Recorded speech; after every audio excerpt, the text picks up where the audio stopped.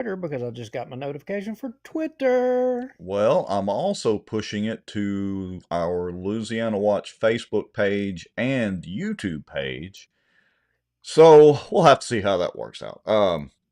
Yeah, for those of you in Halton, it's X, not Twitter. X. X, X, the social media platform formerly known as Twitter. Kind of like, Prince, the symbol formerly, artist formerly known as Prince. Yeah, Yeah. it's a lot like that. Hey, we dug some prints out in Halton. I'm going to tell you. I mean, all you city folks, y'all thought bad of us and all, but we was into some prints. We Hey, were. look, I respect Prince as an artist. I was all about Prince as well. Purple Rain, baby.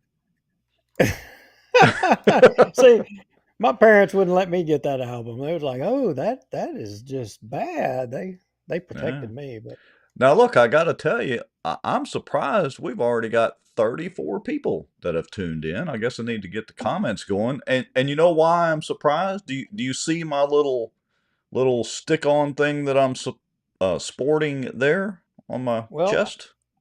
actually, I do not. I got to adjust my screen here because I can't Yeah, see see? that. Oh, Okay. well, look at Your there. favorite person. You got a Chris Smith for mayor sticker on there. Oh, does it say from mayor? No, I need to look and see. I thought Oh, I well, thought I was going there for the city council, but maybe he's trying to run against Tommy. Tommy was there you too. just well, I guess he's supporting him. You're just supporting people and don't even know what they're running for. Nah, of course not. I just randomly support people. Okay, well, I see how this is going to go. Well, look. The truth is, with the I'll just nicely say, Mr. Smith's lack of judgment a few meetings ago. Other than that, I think he's done really well. So, he deserves a consideration if you get to vote for city council. Yeah, no doubt, no doubt. I mean, I couldn't oppose Chris. I mean, I may disagree with him on Yeah. some things. I don't agree with everybody on anything. Oh, I mean, I don't agree with everybody on everything. I disagree with a lot of people on things, and certainly we disagree on issues. Sometimes it's the backside of the story that. The backside of things is what gets you sideways a little bit, and definitely on that one. I'd agree. Well, and I have to say, I went by Silver Star for a few minutes and got to see Mayor Tommy Chandler was there. He said hello, shook my hand, thanked us for, you know, doing the show and the things that we do. Eric Faulting was there. We gave him a little grief for his comments at the school board meeting not too long ago, and he was there, and of course, nice and cordial as he could But be. yeah, and you know what though, I got to respect that about him because he kind of owned it. Yeah, he In the did. days afterwards, he actually he said, you know what, I kind of messed up a little bit, Hey, and it's like you said in the Keel interview. You stuck your foot in your mouth before. I know I have. We're all guilty of it, and you're right. He did own it. yeah, I mean, So, you know. look, that's the thing. We all screw up. We all make mistakes, and it's through debate, argument, talking back, well, however you want to call it, whatever you want to call it. Yeah. That's how we progress. Yeah. Well, Bottom and line. look, I was not there but about 15 or 20 minutes, but it was a pretty good showing. Jacobs was there. Charles Jacobs was there. Matt Kay was there. Um, who else was there? Jane Smith was there, so got to chat with her for a few minutes. And anyway, pretty good showing. Just a few minutes I was there. What about Ryan Haygood? Was he there? He was not there. He may show up. I don't know. Like I said, I didn't stay but about 15 or 20 minutes. Everybody asked where you were, and I let them know I had you back here slaving away at the keyboard. Well, I have been slaving away. Now, there's a lot of people may not like what I've been slaving away on, but we're going to definitely get there. We're going to take a walk down memory lane. And, so many people, we hear so many things, especially in Bossier City. And if you're a fireman or a policeman or just a city employee in general, Rex, just tell me this. How many times have you heard that we're not, we made a pact that we're not going to let happen what happened in 2009 happen again. We're Oh just yeah, not going to do it. right. Yeah, Remember, not remember not that? gonna do it. Yeah, not gonna do it until the Well, hold your ears, lady. Not going to do it till the nut cutting comes, and then magically it happens again. It just always seems to happen again. But you know, the thing is a lot of people, and I would contend, not everybody who watches our show, but there's a lot of people, they don't remember 2009. They don't remember a lot of the things that happened back then and what he's talking about, and they don't remember the actual history.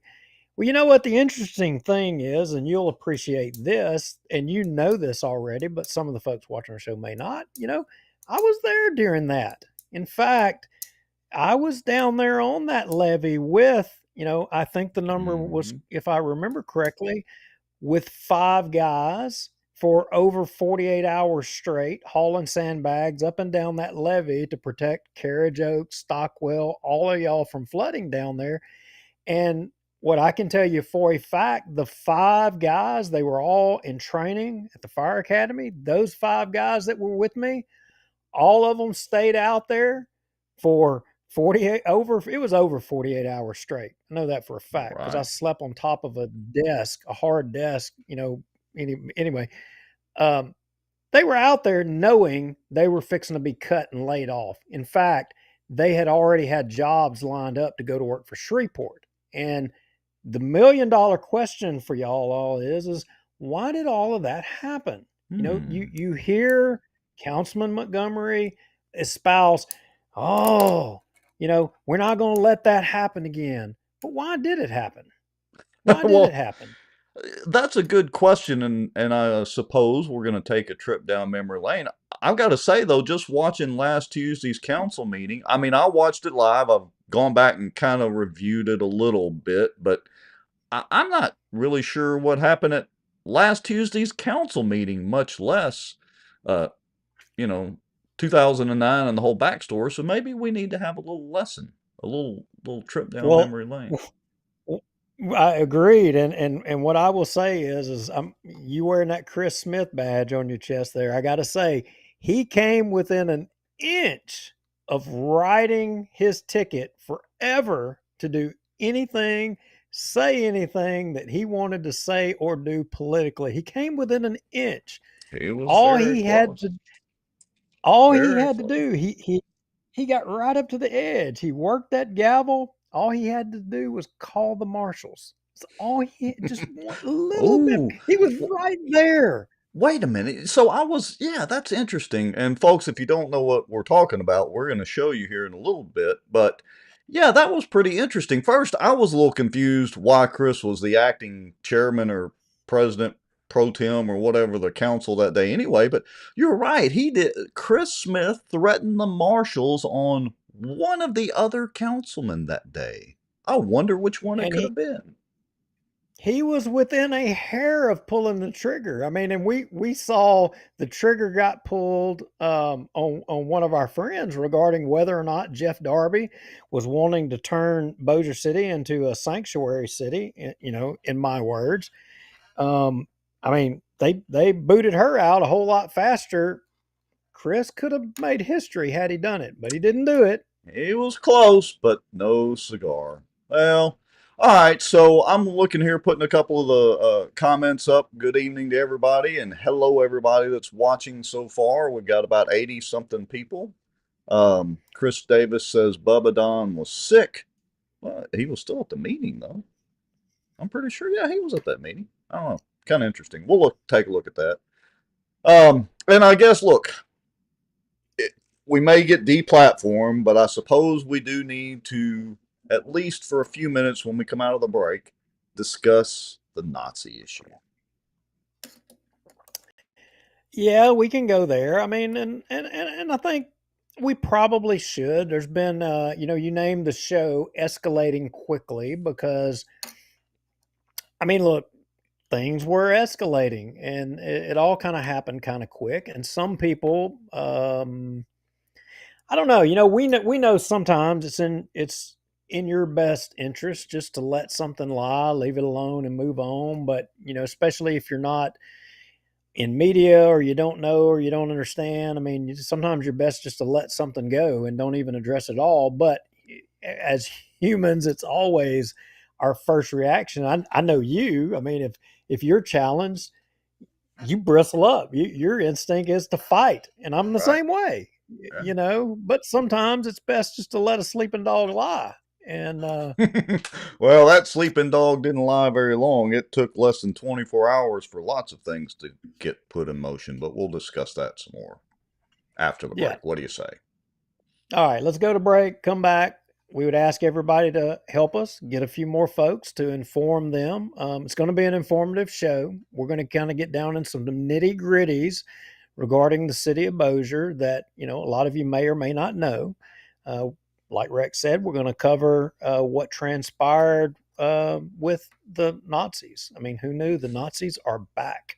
The Nazis are back. All right, here we go. I'm going to hit the button, folks. Y'all know the drill. Make sure and tag some friends in, share it out. We're going to be discussing our thoughts on, that whole situation, like Duke said, and give you where we stand on the freedom of speech and that whole First Amendment or part of the First Amendment thing. So anyway, hitting the countdown button. We will be right back in less than 3 minutes, and we will get started down the rabbit hole.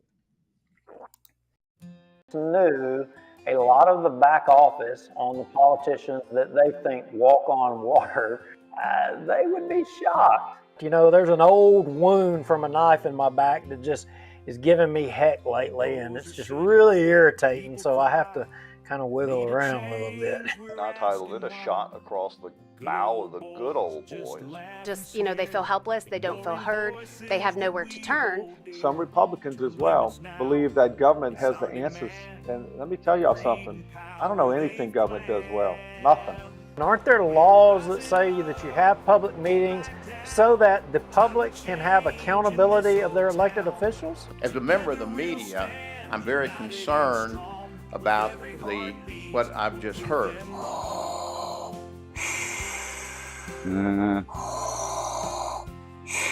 Well, I'm not thinking Star Wars at all. I'm thinking zombie apocalypse. Oh, folks coming from the border down there? Yeah, it's going to border. It's actually going to Mexico and buses. Doesn't mean they interpret it the same way that I do. For instance, the Second Amendment. I take it very literally.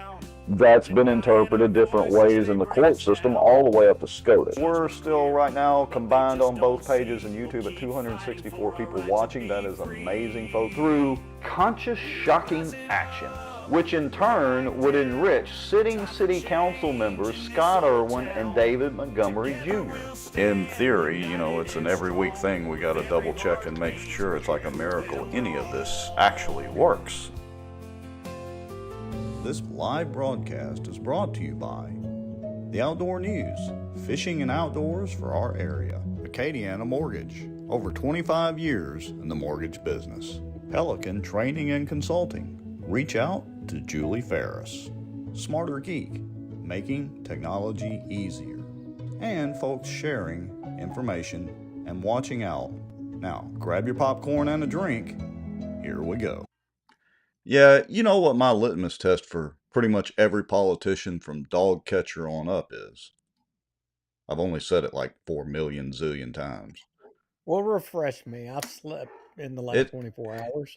It's their stance on the Second Amendment. And I don't care who the politician is. Whether it's city councilmen who have no direct bearing on the Second Amendment itself through the U.S. Constitution, dog catcher, or whoever, that's always my litmus test for everybody. But what if you have a guy? What if you have a guy that supports everything, that you would desire about the Second Amendment, but then he opposes everything else in life that you support? Does that make it okay? No, that doesn't make it okay. I wouldn't vote for him at all. It's Okay, you put the but.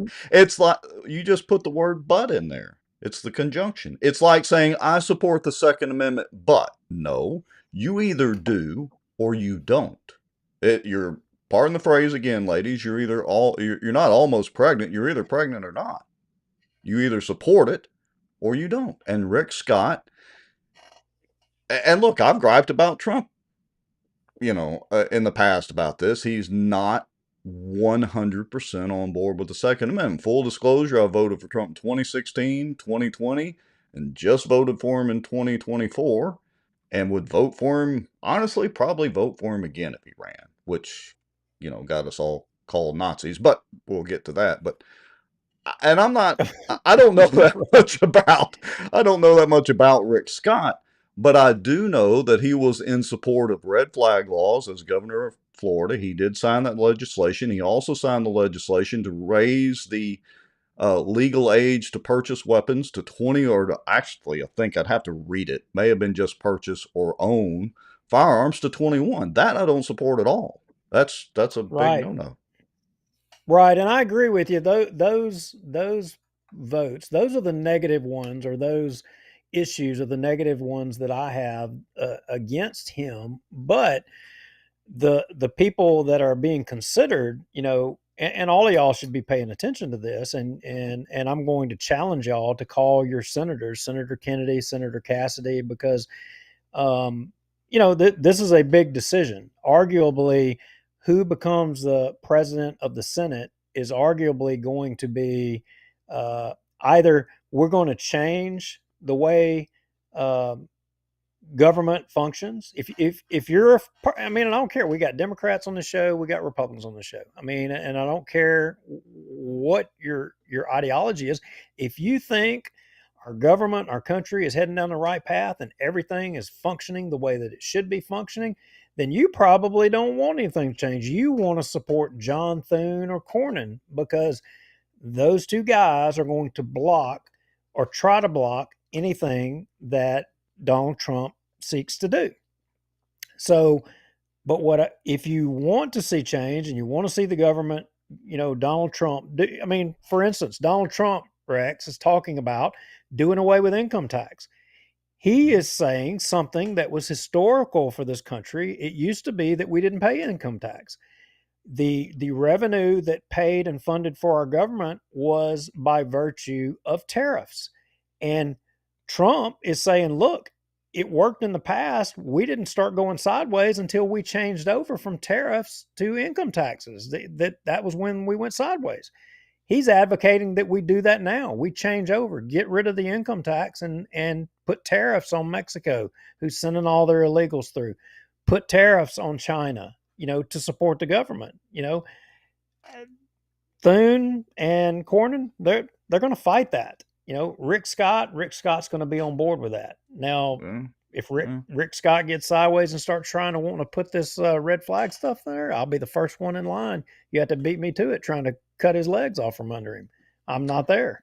Yeah, and I want to be crystal clear that my opposition to red flag laws is not that I believe that people who have a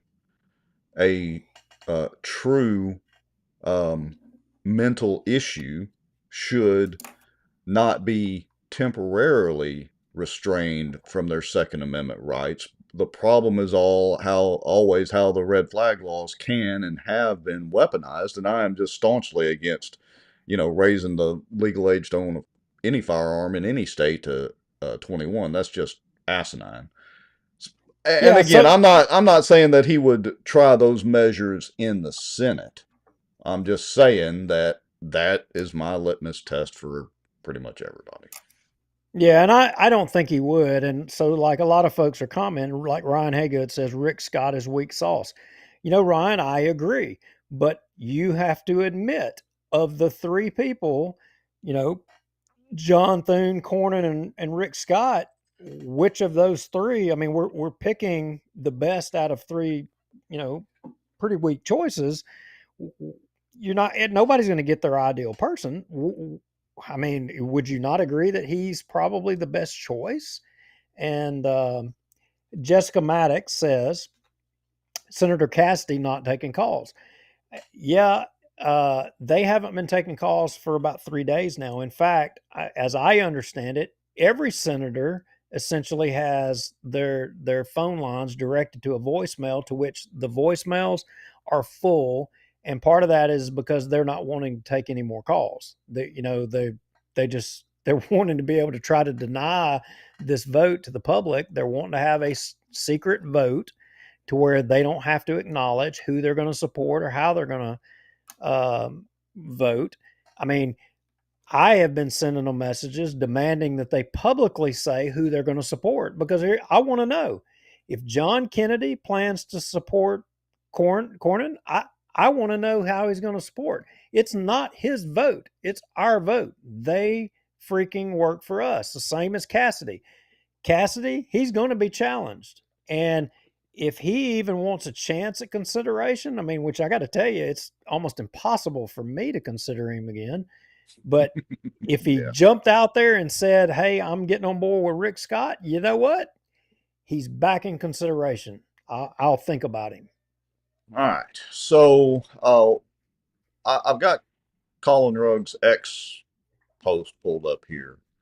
Yeah, this kind of transitions us into what I said on Keel when we were talking about this debacle about Nazis. Mhm. And I found this post, and it kind of leads into that. But before we go 100% in there, what I wanted to say, do y'all know that, this thing with the Senate is pretty important because y'all know Washington, D.C., and it's not about Republican and Democrat. Washington, D.C., the quote unquote swamp, they're against all of us. They're against the Democrats, they're against the Republicans, independents. I mean, they're against all of us. And did you know, Rex, that every president before Donald Trump, they've been allowed to make recess appointments? Trump was the only one that's never been able to really do the recess appointments of his cabinet picks and all of that. And they used a process that was called pro forma sessions, which essentially kept the Senate in session all the time. That prevented Trump from being able to get his appointments through. Right. And McConnell was the one that has done that all the time. I mean, he kept the Senate in session like the whole 4 years. This pro forma thing, he kept the Senate in session for 4 years. Of Trump's term in office, and it's ridiculous. Hi. I think we forgot to mention one important factor because Go ahead. the last show we did was last Monday night when we had Elbert on, and we haven't done a show since then. I guess everybody does know Trump won. Handily won. So I just wanted to throw that out there in case you didn't know. Yeah, you would think, and specifically, I mean, this is bossierwatch, and the majority of y'all are from Bossier. We got a lot of folks outside of here. I mean, I've seen people from all over the country in the tech stuff. But anyway, 70%. I think the number was like 72 or 73% of all the people in Bossier voted for Trump. Yeah, they did. And look, I want to give a little credit. I'm jumping around just for a second here. Because again, we're going to get into the RPEC and the whole Nazi thing here in a little bit and touch on that. But I want to say that we had some folks comment on our posts over that situation that were admitted Democrats. And, we got into a little bit of a debate, friendly debate in the comments. And this one lady said, look, she loves the show, though. And she wishes she had the time to do what we're doing, but she's a Democrat. And so I just want to say that even though we're unabashedly for Trump and Republicans and conservatives and all that good stuff, we try to be fair to everybody. And so even if you're a Democrat, even if you're a flaming liberal, you're welcome to comment on the show or come on the show if you want to. So I just want to throw that out there. Yeah, absolutely. And I want to debate things. And, this Nazi thing, this is kind of one of those things, where people get their media. I mean, I think we all can agree, there's over 100 of y'all, 120, 130 y'all that are coming in here, and you're not coming in here because you like the fact that Rex has a Chris Smith tag on his shirt, or you like the fact that I'm wearing a hat from a business that I love in another state that I haven't been to in years. You're not coming here for that. You're coming here because, or not that we're just these great talk show guys, or just two regular guys, but we're talking about something of substance that concerns you regarding your local politics and it's a short version to be able to catch you up on things that are going on and to keep you informed.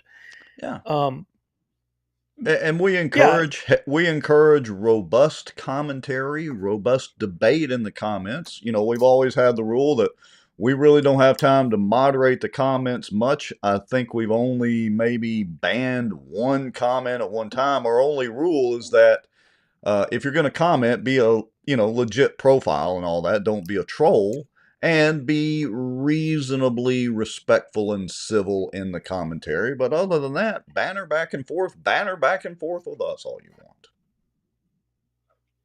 yeah, and tagging on what you just said, I mean, there's comments that come across in our feed that I don't necessarily agree with. I don't, and I think are a little bit rude. And I mean, I know that if it comes from somebody anonymous, that's one thing. If it comes from the person saying it, if a person with their name and they want to make a charge against somebody and they say something,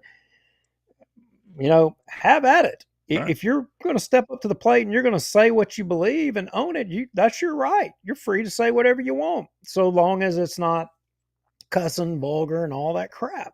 But I think media in a lot of ways, and I don't know, we may have done it. I mean, I'm not going to say that we haven't, and I'm not going to say that we're not guilty of it, of spinning things a little bit or whatever. But I mean, Oh no. I would like. Well, we readily admit we spin things and we are completely biased amateur journalists. Let's just lay that out on the table right now.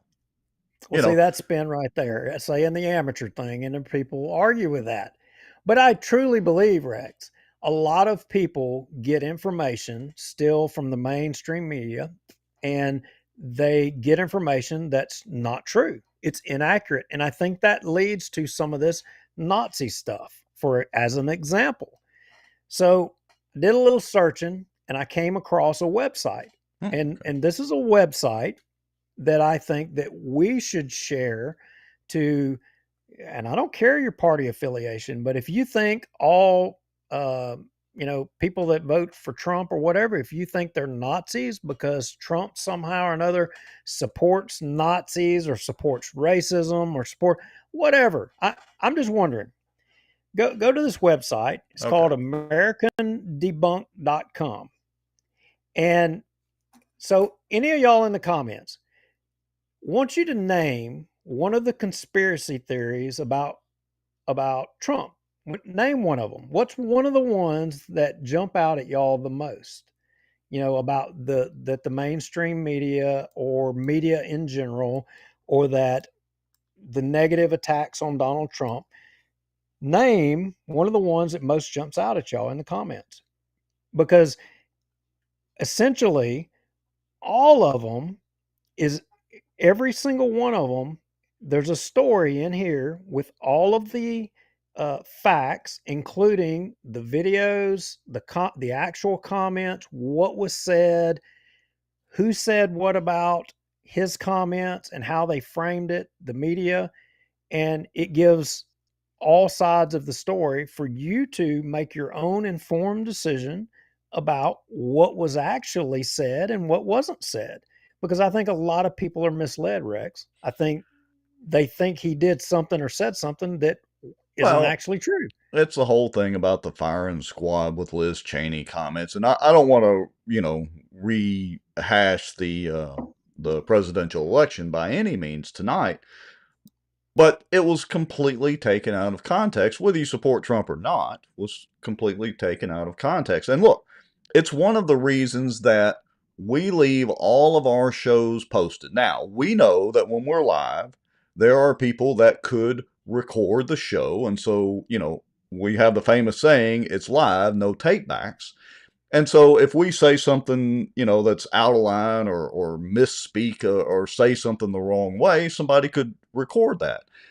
Well, we have chosen to leave every show, every piece of content we've pushed out there is still on Facebook and or YouTube and or on our website. Every little bit. But the difference is we're we're not professionals at this, therefore amateurs. I mean, we don't do this for a living, but we're more. I've always considered us more of a couple of pundits. You know, again, we're putting our spin, putting our bias into it, but also trying to put our spin and bias on information that is at least rooted in facts. And we leave it all out there. You want to go back and see what we said on show number 1? You can do it. If you want to scroll back through all 230 some odd videos, go right ahead. Yeah. So, like, even to this Nazi thing, I look back through our show notes. I was looking back. We said tennis Nazis. We were Oh, talking yes. about we were talking about the tennis people. We use the term Nazis to describe the tennis Nazis. Right. They were driven about what they believed about tennis and that they wanted all this for the tennis thing or whatever. But it Yeah. wasn't just, we didn't say they're all Nazis. They're going Well, to dig holes and bury people out there after they beat them over the head with rackets like the Germans did in, we Europe. weren't saying it in the No, we weren't saying it in the context of they were going to murder 6 million Jewish people. We were saying it in the context of they think that tennis is a superior sport and therefore they correct. should get government subsidies or city subsidies, tax dollar subsidies, and all that. We said it in that context. And we've used that phrase, you're right, before. But the key difference is like you said, we weren't accusing those tennis folks of going out and wanting to murder people or strip them of their rights and their dignity as people. And there's a key difference in that. There's a big difference. I mean, everyone is fanatical about something. You are fanatical about bass fishing. I'm Yeah. fanatical about hunting ducks. Right. That's my thing. I am a duck Nazi. You're a bass Nazi. Tennis people or whatever. But when you just say someone is a Nazi because of their ideology, politically or what have you, that's a different thing. It's a totally different thing entirely. Yes. So let's put it this way. At one of the, I think it was at the chart. Yeah, it was at one of the Charter Commission meetings. I accused the Charter Commission members and specifically Lee Jeter. I said, look, the next time you do the pledge, you may as well go ahead and do the Bellamy salute. And you need to look back in the history where the Pledge of Allegiance came from.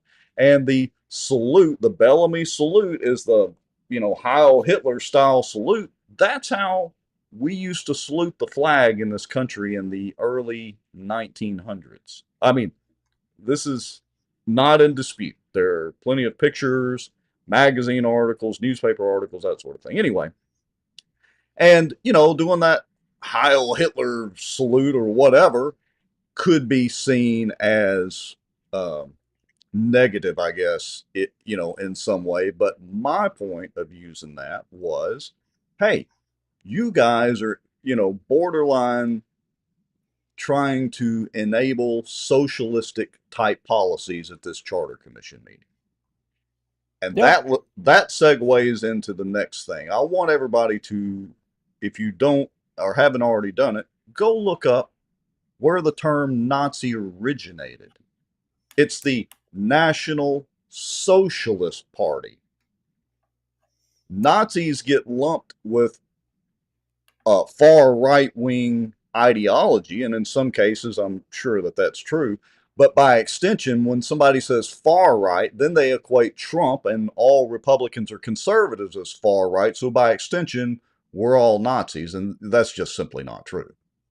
I have, nothing in common with the Nazi Party as far as their disdain for Jewish people and all the other horrors of that regime. Well, in addressing this thing, somebody said, "Oh wow!" They said, the accusation or calling somebody a Nazi, it's the same as the accusing somebody of being a racist. It's worn out, and it's so. You know what? It is. It absolutely. That's Oh, yeah. right. It is worn out, and it's been used to death or whatever.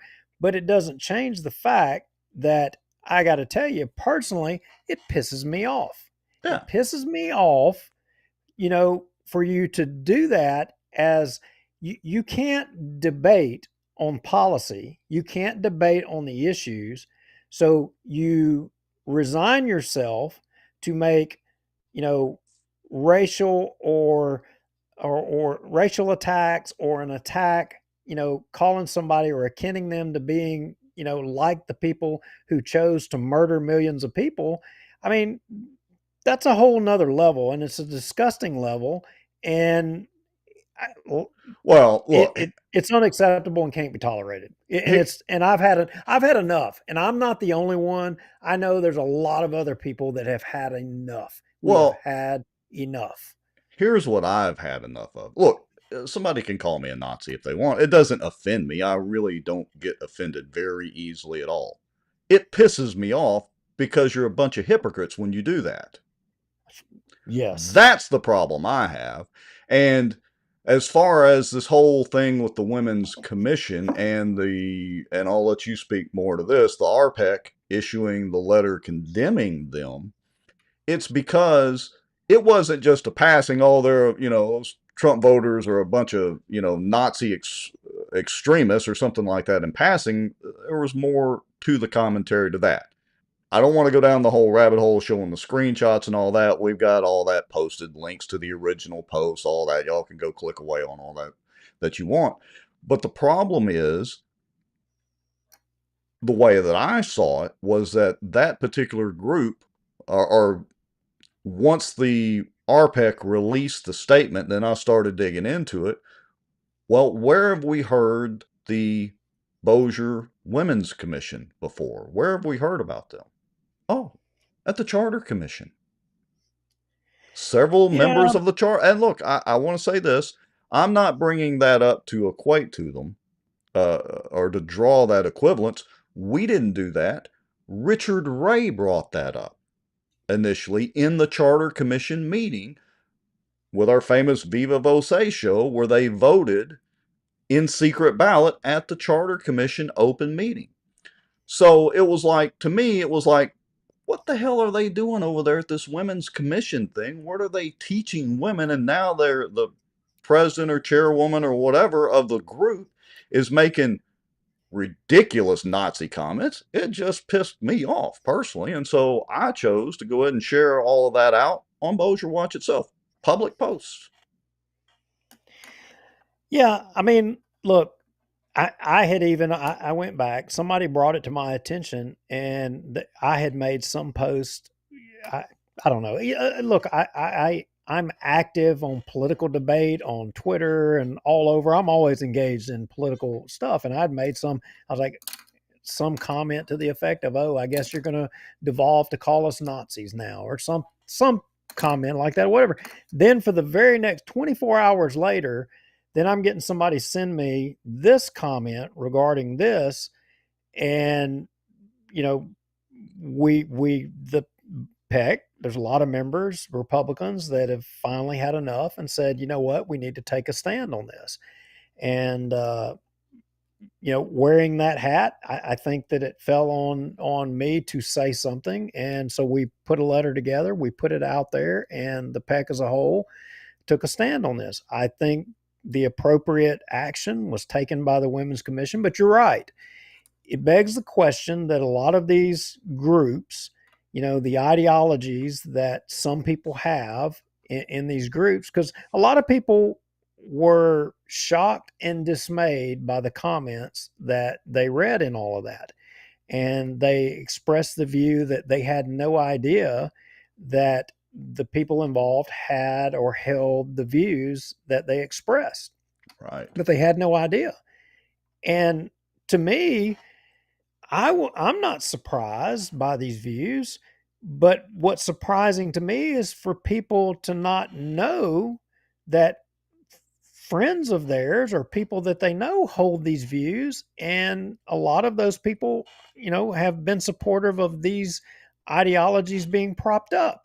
I mean, it would be like if I knew that you were a racist, if I knew you hated yellow, black, brown, whatever, anything other than your color, and I supported you to be on some board or commission, I mean, that'd be just wrong, Yes. But Well, but and if look, I we've had the kind of the rule. I was going to say unspoken. It's not unspoken. We've actually said it many times that we're going to call people out and hold them accountable, even if they're friends, even if it's you and I.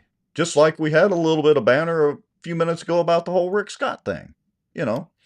But I do want to give some credit to the Commission for Women, since I was mentioning them. So let me switch screens here real quick. Again, we've already posted this on the Facebook page and all that, but this is their official statement on this whole situation. It says the Commission for Women of Bossier City has been made aware of a comment made by one of our commissioners.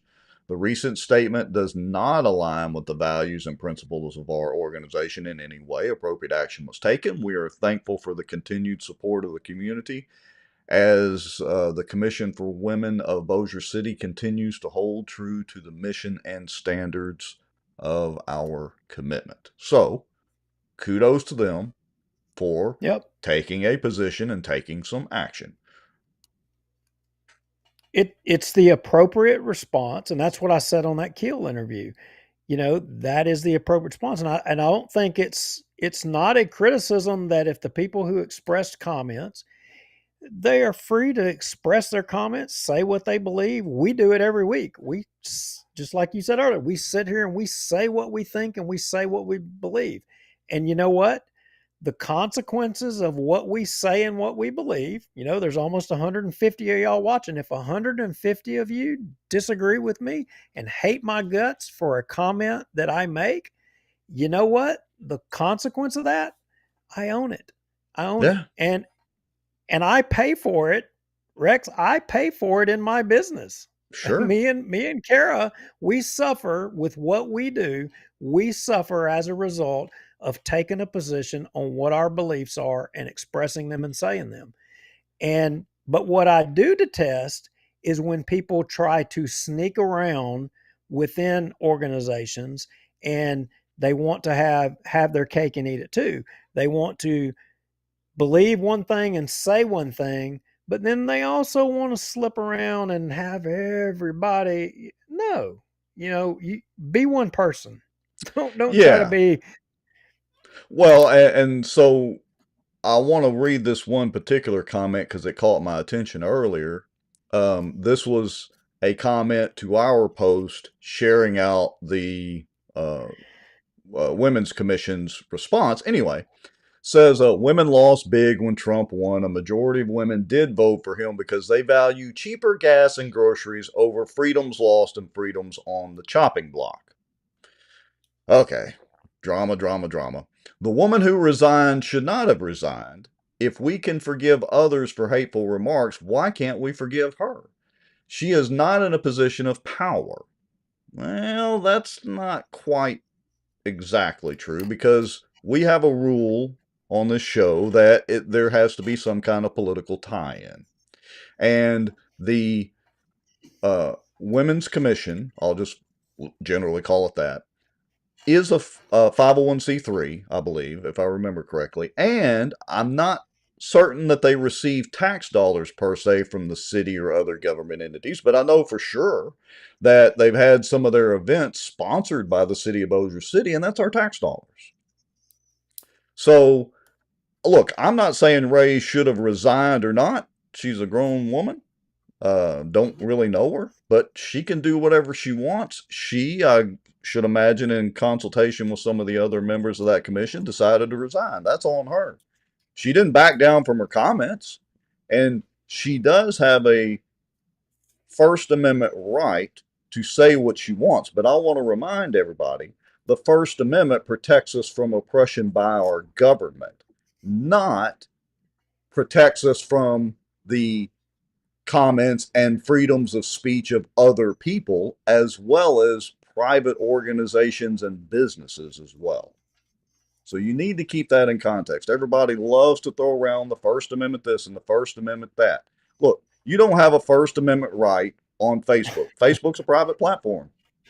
If they want to ban us for our speech for saying Nazi, I don't know how many times this particular show, we might get cut off. All right, so before I get too far on my soapbox, she made a comment, and being military, I might not agree with what she said, but I will defend with my life, if needed, her right to say it.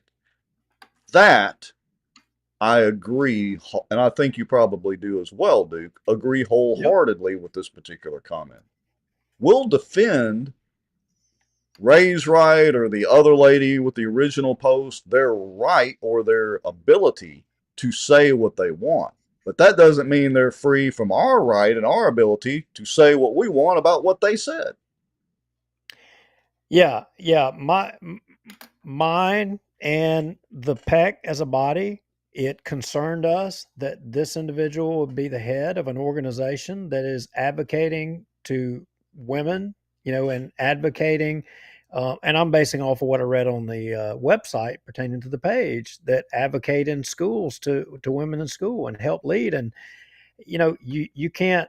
I don't want someone this far. Somebody would say, "Oh, well, you'd probably be okay," and what was that, Giuliani or whatever? Right. They say, "Well, you'd probably be okay with somebody on the far right, Christian nationalists advocating for those ideals in that position." Um, you know, but you got a problem with a person this far of an ideology to the left. You got a problem with that. You mean you're the hypocrite? Well, you know what? Maybe, but our community, over 70% of our community support the ideals of Donald Trump. Well, I mean, and a majority of folks across the country supported at least electing him president. And I would remind everybody that one of the biggest improvements was not just that all us Republicans voted for him, that was a given, but he increased by double digits his support from minorities as well, minorities of all persuasions, black, brown, yellow, pink, purple, and polka dots. So somebody was getting the message. And so I don't want to belabor the point too much, but I did want to spend some time on why we shared that post out and that information as far as bossierwatch is concerned, because there was an absolute political tie-in to it. A lot of the ladies that are members of that commission are elected officials, work for public bodies and that sort of thing. And again, to their credit, they did take decisive action quickly. Yeah, Paul Johnson, the radical left, cancel people all the time for speaking their minds in a political context. Yeah, you're absolutely right. Set it on keel. I hate cancel culture as much as the next person. I don't like it at all. But I'll argue with the best of you on policy. If you want to argue about voting machines, you and I have went at it about voting. You want to argue about voting machines, open source code or not, or mail ballots or not. Right. We don't align completely on that, and we're going to debate and we're going to argue that. But if in the debate, when we find that there's no way we're going to agree, and you devolve to calling me a Nazi, You paper ballot Nazi. And if I call you a racist, you're against me and my white Anglo-Saxon whatever he said. That's another line. We're gonna have a problem. I think the difference is, and this kind of ties back into what we were talking about a little while ago. We put out there what we say and do and how we feel about things every single week for 230 plus episodes and shows. Period. Not to mention all the posts that we've done and all the other things. We don't hide from what we're doing. And I've got a rule. I don't put anything on social media I wouldn't go put on a billboard.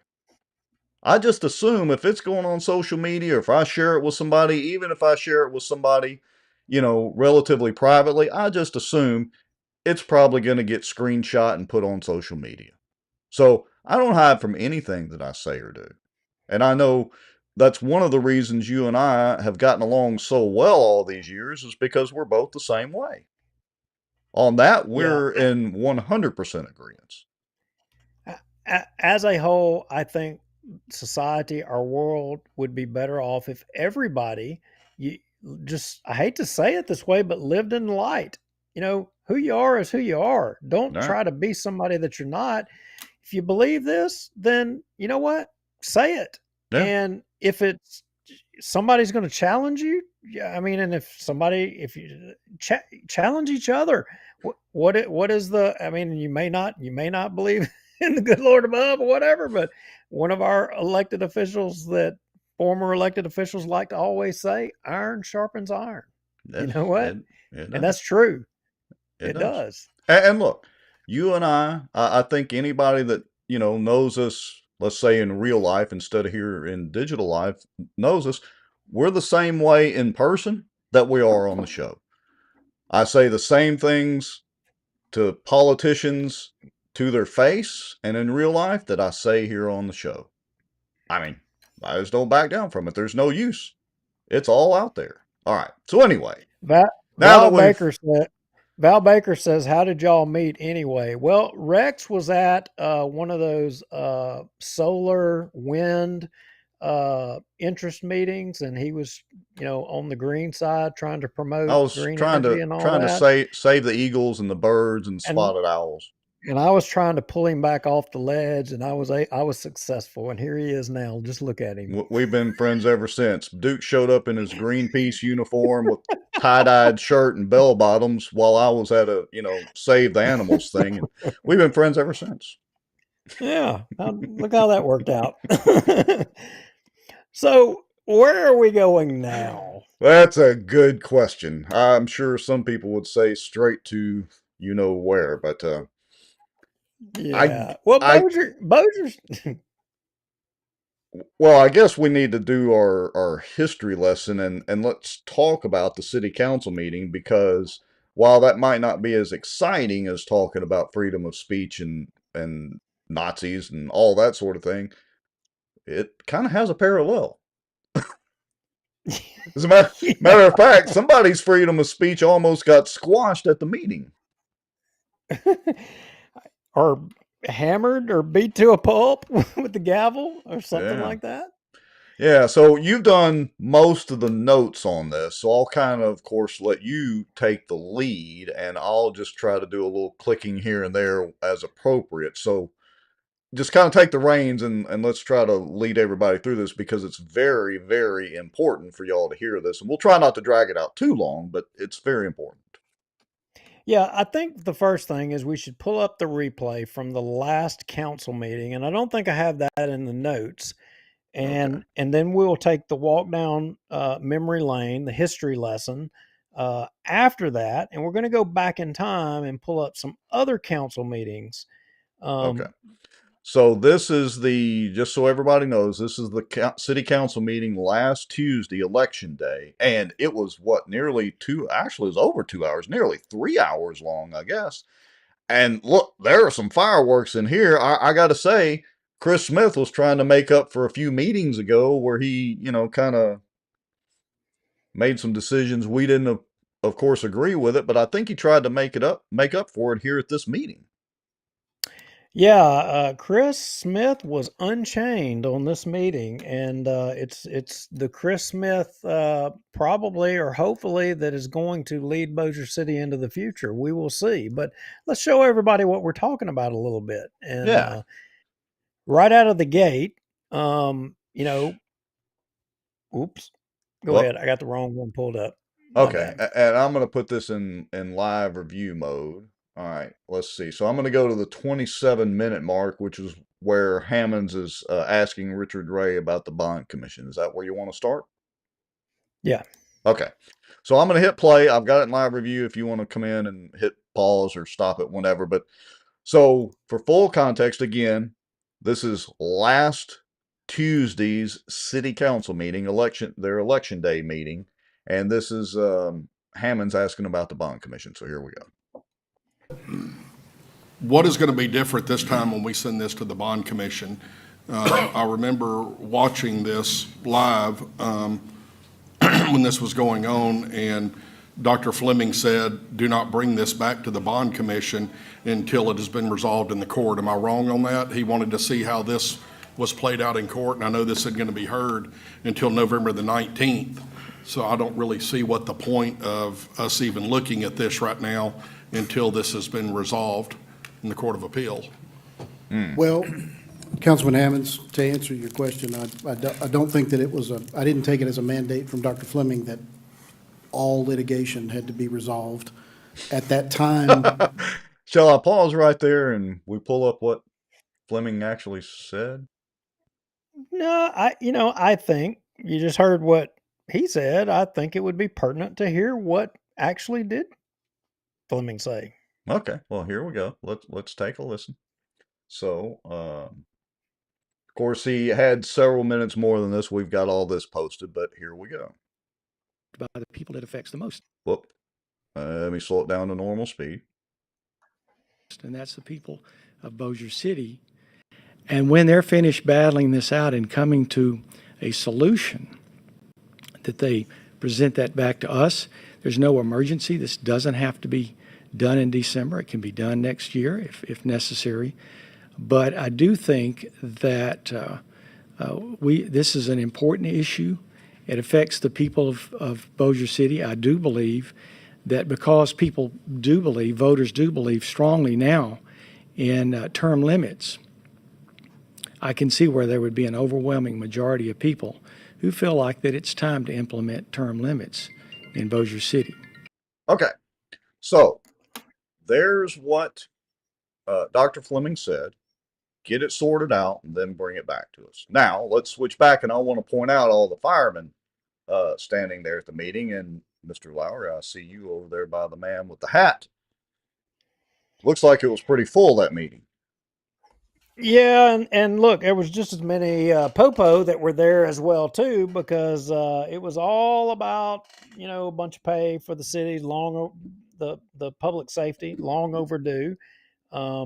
Anyway, I'll just say that River Wild Reeves, the lies just flow like a river.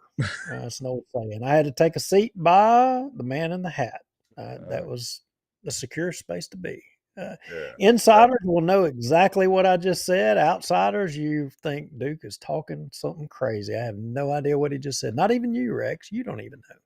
No, I don't, but I can say at least the Zamboni would be going for him and not you. Yeah, he doesn't know what I'm talking about either. But, Dr. Fleming basically said, clear up all the, Hammonds was dead on the money. He's like, what he heard and then what, the assistant city attorney is sitting there saying are not the same. The only grace I would give him here is, as Dr. Fleming said, there's nothing pressing right now. We can take this up next year, Right. Well, yeah, what's the hurry?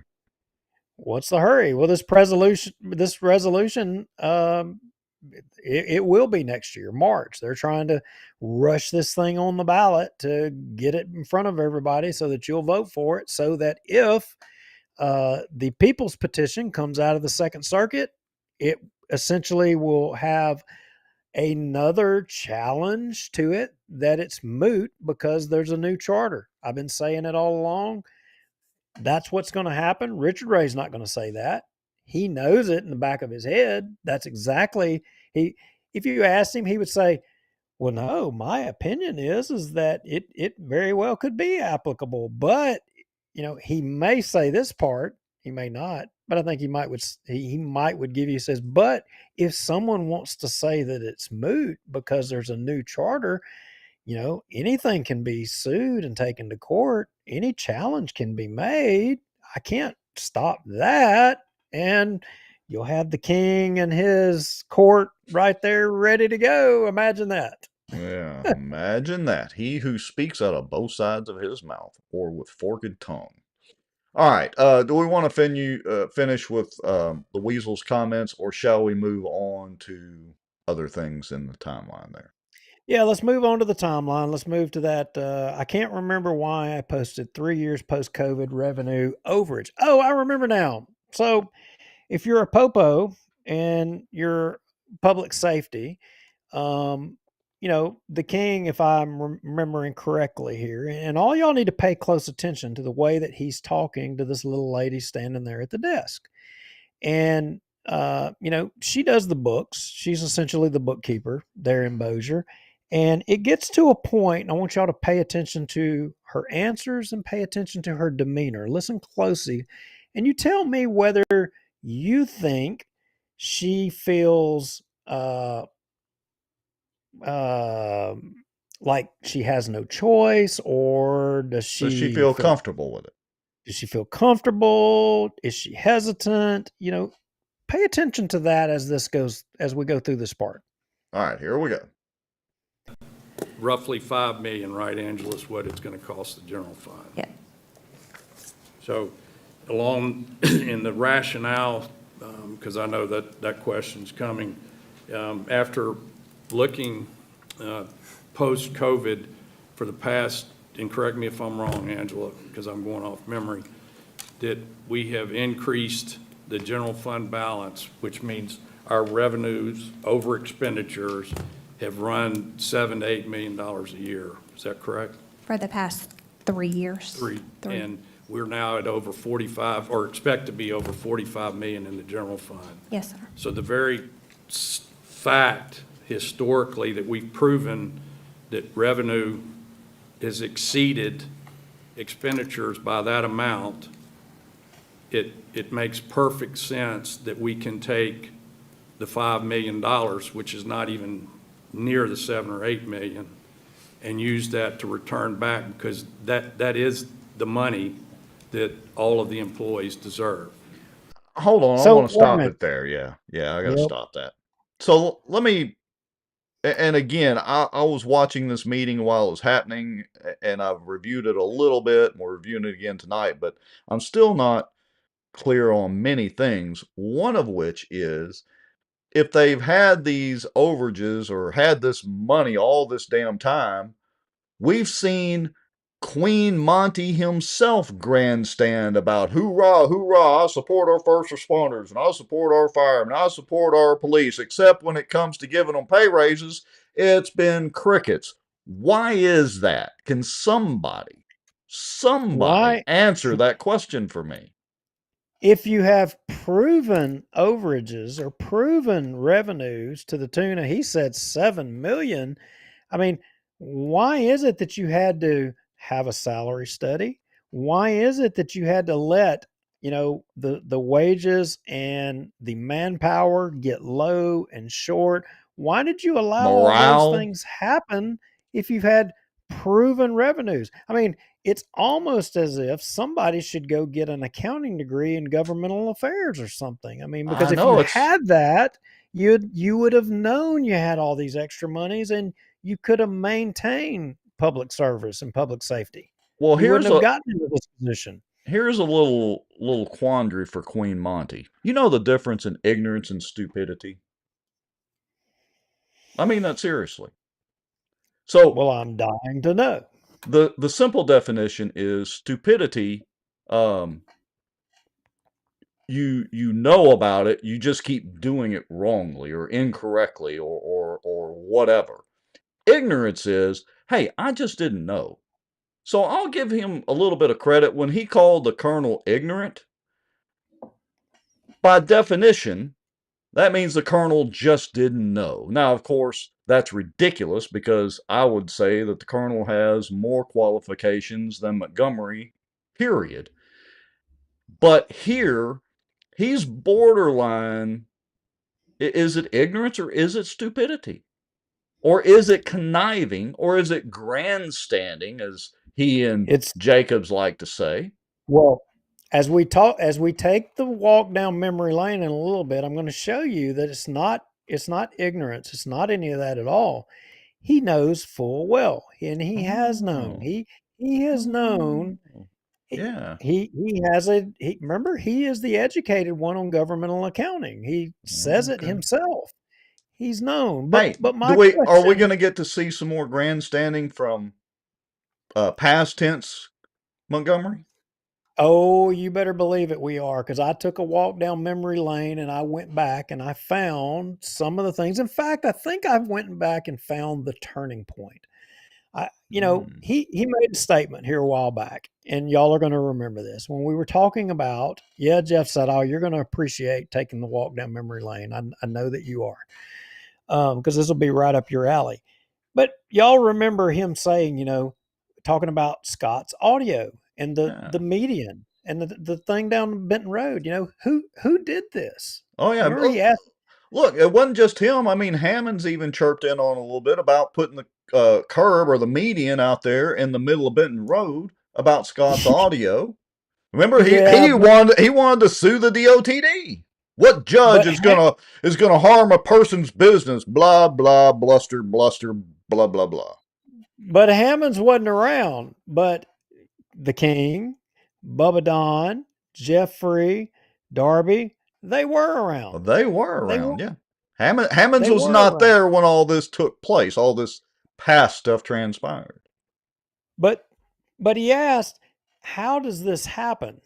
How does this happen? Well, Right.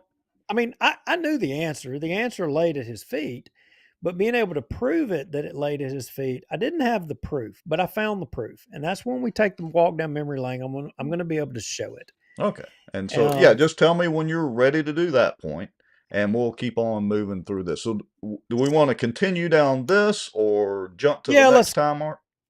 Let's keep on this. Let's jump to the next time mark. Let's jump to the 5207 mark. And remember me telling y'all to watch to the hesitancy, because, a lot of people can say a lot of things about, Councilman Montgomery. He is very forceful about what he wants when he wants it. I don't know. I'm just going to say it this way. People say that he's a bully. I agree. I think he is. He's downright a bully, and He just hadn't been punched in the nose. That's all it boils down to. No, he hasn't, and he bullies people to get what he wants. And watch this exchange as it progresses, and watch her demeanor. So I think it's fundamentally sound from a financial standpoint. It's fundamentally sound from an accounting standpoint. Am I correct? Yes, sir. Oh, wait. We got to play that again. Wow. That was like, you could almost hear a couple of crickets chirping. Hold on. Let's listen to that again. So I think it's fundamentally sound from a financial standpoint. It's fundamentally sound from an accounting standpoint. Am I correct? Yes, sir. Wow. And I'm not trying to put you on the spot, but what I'm saying is that we don't want to. Wait a minute. You know what the thought process here was? He's not trying to put her on the spot, but she's on the spot. He asked the question, and she says, okay, if I say no, I'll lose my job. If I say yeah, I live to fight another day. Yeah. Wow. Worst case scenario, she'd be a little bit of fodder for bossierwatch, but look, I can't blame her. She's in a tough spot there. Anyway, keep going. Okay, here we go. Take these steps that would financially impair the city. And I firmly believe, I'm sorry, go ahead. Go ahead. I firmly believe, as it's been stated, that these raises are due, and we're here and prepared to give this money back to each of you that serve this city so well. So thank you. All right, there's the grandstanding right there. You guys have done such a good job that, you know what? Since you put the billboard up and you took the billboard down, and you've been bitching about that you were underpaid, and you're all standing out there in the audience. And you're all standing right here in the audience or whatever. By golly, you deserve this. You do it. We've got the money. We've had the money. We've had it forever. And he's going to do y'all a favor and give you your pay raise, give you some of your tax dollars back. I just can't believe all these asshats have been standing in the way for all this time. I mean, none of them have government accounting degrees, but I do, but they just wouldn't listen. They just wouldn't listen. I mean, Wow. That is the definition of grandstanding. Yep, we said it at the same time. Hey, good grandstanding, absolutely. And Miss Alice Boyer is throwing up in her mouth right now. Okay. Oh, now here's an interesting point from Miss Jerry. She says only $500 pay raise with no long-term funding. That's a little foreshadowing there, Miss Jerry. So let me throw this out there too, because this is one of the things, again, I'm a little confused on what they actually accomplished in this meeting. It seemed like they had the meeting before and they were all gung-ho about what was it, 7% increase for the police, and then I forget what the percentage was ongoing, da da da da da. But here we are. It seems like we're going backwards, and he's trying to make it sound like a great thing that they're going to give a $500 raise. yeah. Well, I'm confused. we'll get to this $500 thing here in just a little bit, but I want you to jump forward just a hair. I might have accidentally sent us back to this original point, but Okay. jump forward past his comments here, and I had put a note in there, give the money back. Yes. Okay. So, but that was a reply to that, so it's not going to give the correct timestamp. Well, do we want to just jump back to the fundamentally sound and just play it through? Yeah, go ahead. We'll play it through. Yeah. Okay. Here we go. So we're going to hear that fundamentally sound one more time. Here we go, folks. So I think it's fundamentally sound from a financial standpoint. It's fundamentally sound from an accounting standpoint. Am I correct? Yes, sir. And I'm not trying to put you on the spot, but what I'm saying is that we don't want to take these steps. You wanted to say something more. Financially impair the city. Now, free to his credit. I firmly believe, I'm sorry, go ahead. Go ahead. I firmly believe, as it's been stated, that these raises are due, and we're here and prepared to give this money back to each of you that serve this city so well. So thank you. Please vote for me again. Is that, Mr. Montgomery, is that going to be all your amendments, the fire, police, municipal employees, the sales, removing the sales tax we're going to do as a separate amendment. I know, but I just wanted to know if there was any more part of the amendment. Is that? No, I think, does that cover, I want to make sure that this, before we move forward. I know we're voting on two separate items, but is there any third or fourth items? Oh, no. Okay. No. Okay. That's it. But I want to make sure that we're covering and we're clear that what our goal is here. Is that?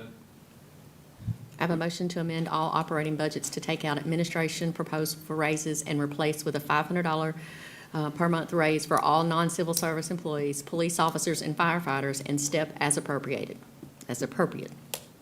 Right, but the funding mechanism or. Whoa. So let me make sure I'm clear. It was $500 a month across the board for all non-civil service employees, which is most of the employees of the city, and police and fire, which would be considered civil service employees. Did I hear that correctly?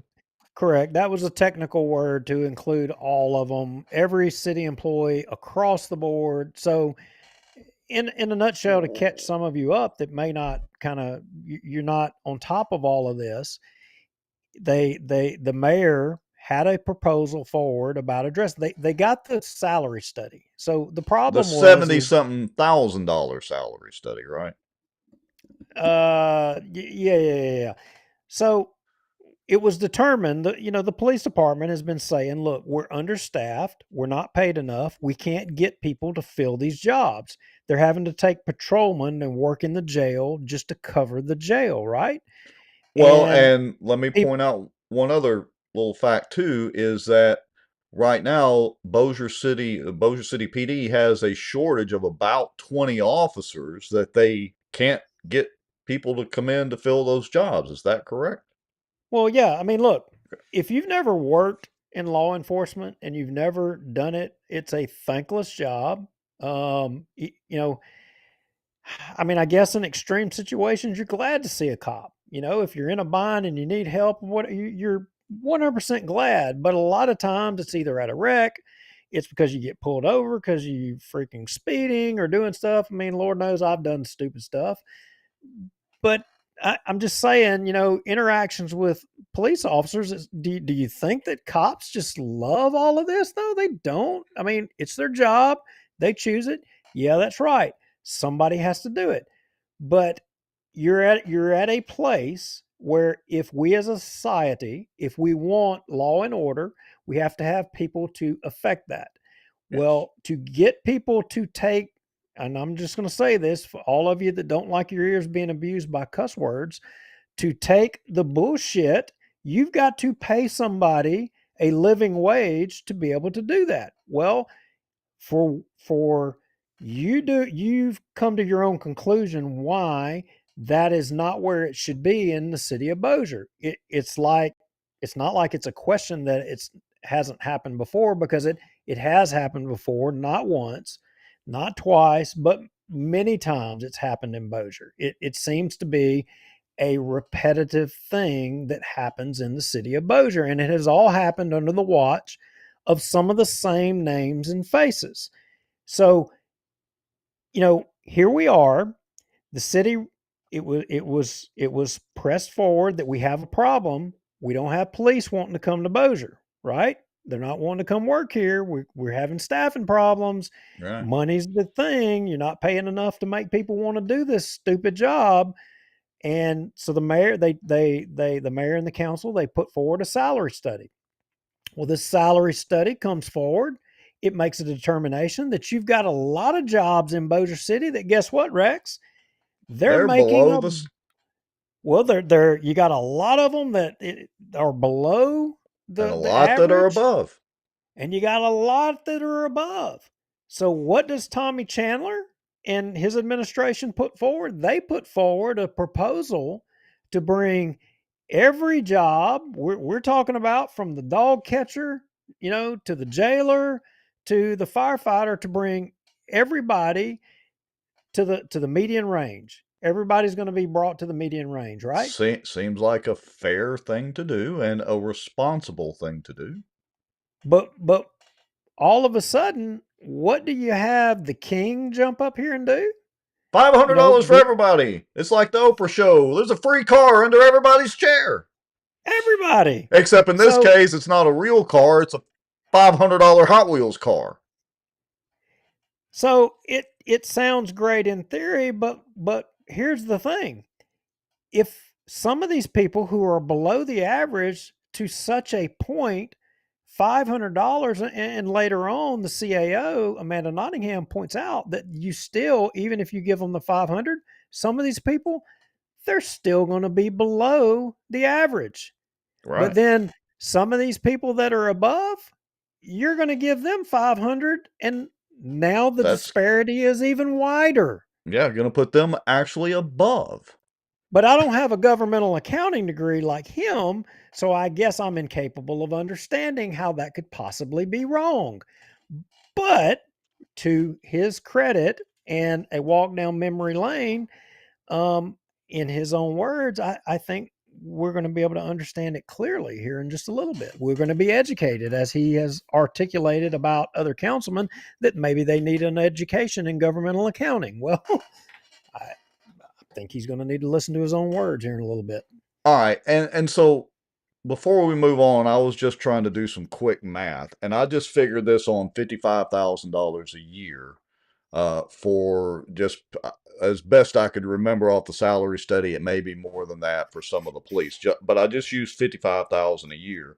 The salary study indicated that most of them were about 7% below, so I multiplied 55,000 by 7%, and that's $3,850 a year. Divided by 12 is $320.84 per month. So I guess in some respects, Queen Monty is trying to give them, I mean, Mr. Responsible Government Accountant is trying to give them more in some cases, again, quick math, just using averages, than what the salary study actually indicates. But then again, like you said, Duke, people that were already being paid above the median and regional average or whatever, well, that's just going to put them even further above. Yeah, that's exactly right. Okay. It's not parody, but so we're watching him talk to this lady, this accountant lady that works for the city. Obviously, he's been he has influence here. I mean, because that's what this is all about. It's about influence, whatever. But you saw her just a second ago. You saw her hesitate, and it's as if she wanted to say something, but she pulled back. She was intimidated. I mean, Right. and she didn't. And I said a while ago, and I'll say it again, to Free's credit, he picked up on that. And Free, if you go to the 54:29 mark, Free, he jumps out there. Yeah, and we're almost there, about 20 seconds away. I'm just going to hit play. Okay. The funding amount will have parity. The exact same amount will go to the police department and the fire department, which is the 1.76 million. That's part. He said rounded up to 1.6. What's a couple? Yeah, let's just round it up. What the hell? 1.8. All right, here we go. Hold on. So this is the comments you were talking about. Are you done? Yeah, I'm just saying, have we covered all of the employees of the city? Yes, sir. Okay. All right, so we're going to open this up to the council first, because I'm sure there's a lot of questions. So, Mr. Free? No, you were in the mid, you were trying to say something to their response. Do you remember? You did look like you were going to say something, but you let Mr. Montgomery finish. If it were sustainable. Yeah, I can remind you. Right, after the 4 or 5 years, to have a recurring type of Right. revenue to continue. You'd agree with that? But, Bueller?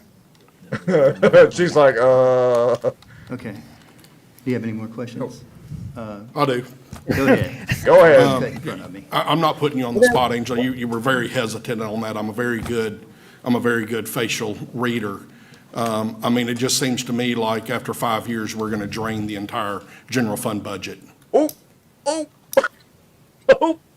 Leave it to Bull in the China closet to just say it like it is. Well, I mean, look, she is in a very bad spot here. An She's awkward got position. She is. You're right. the bully.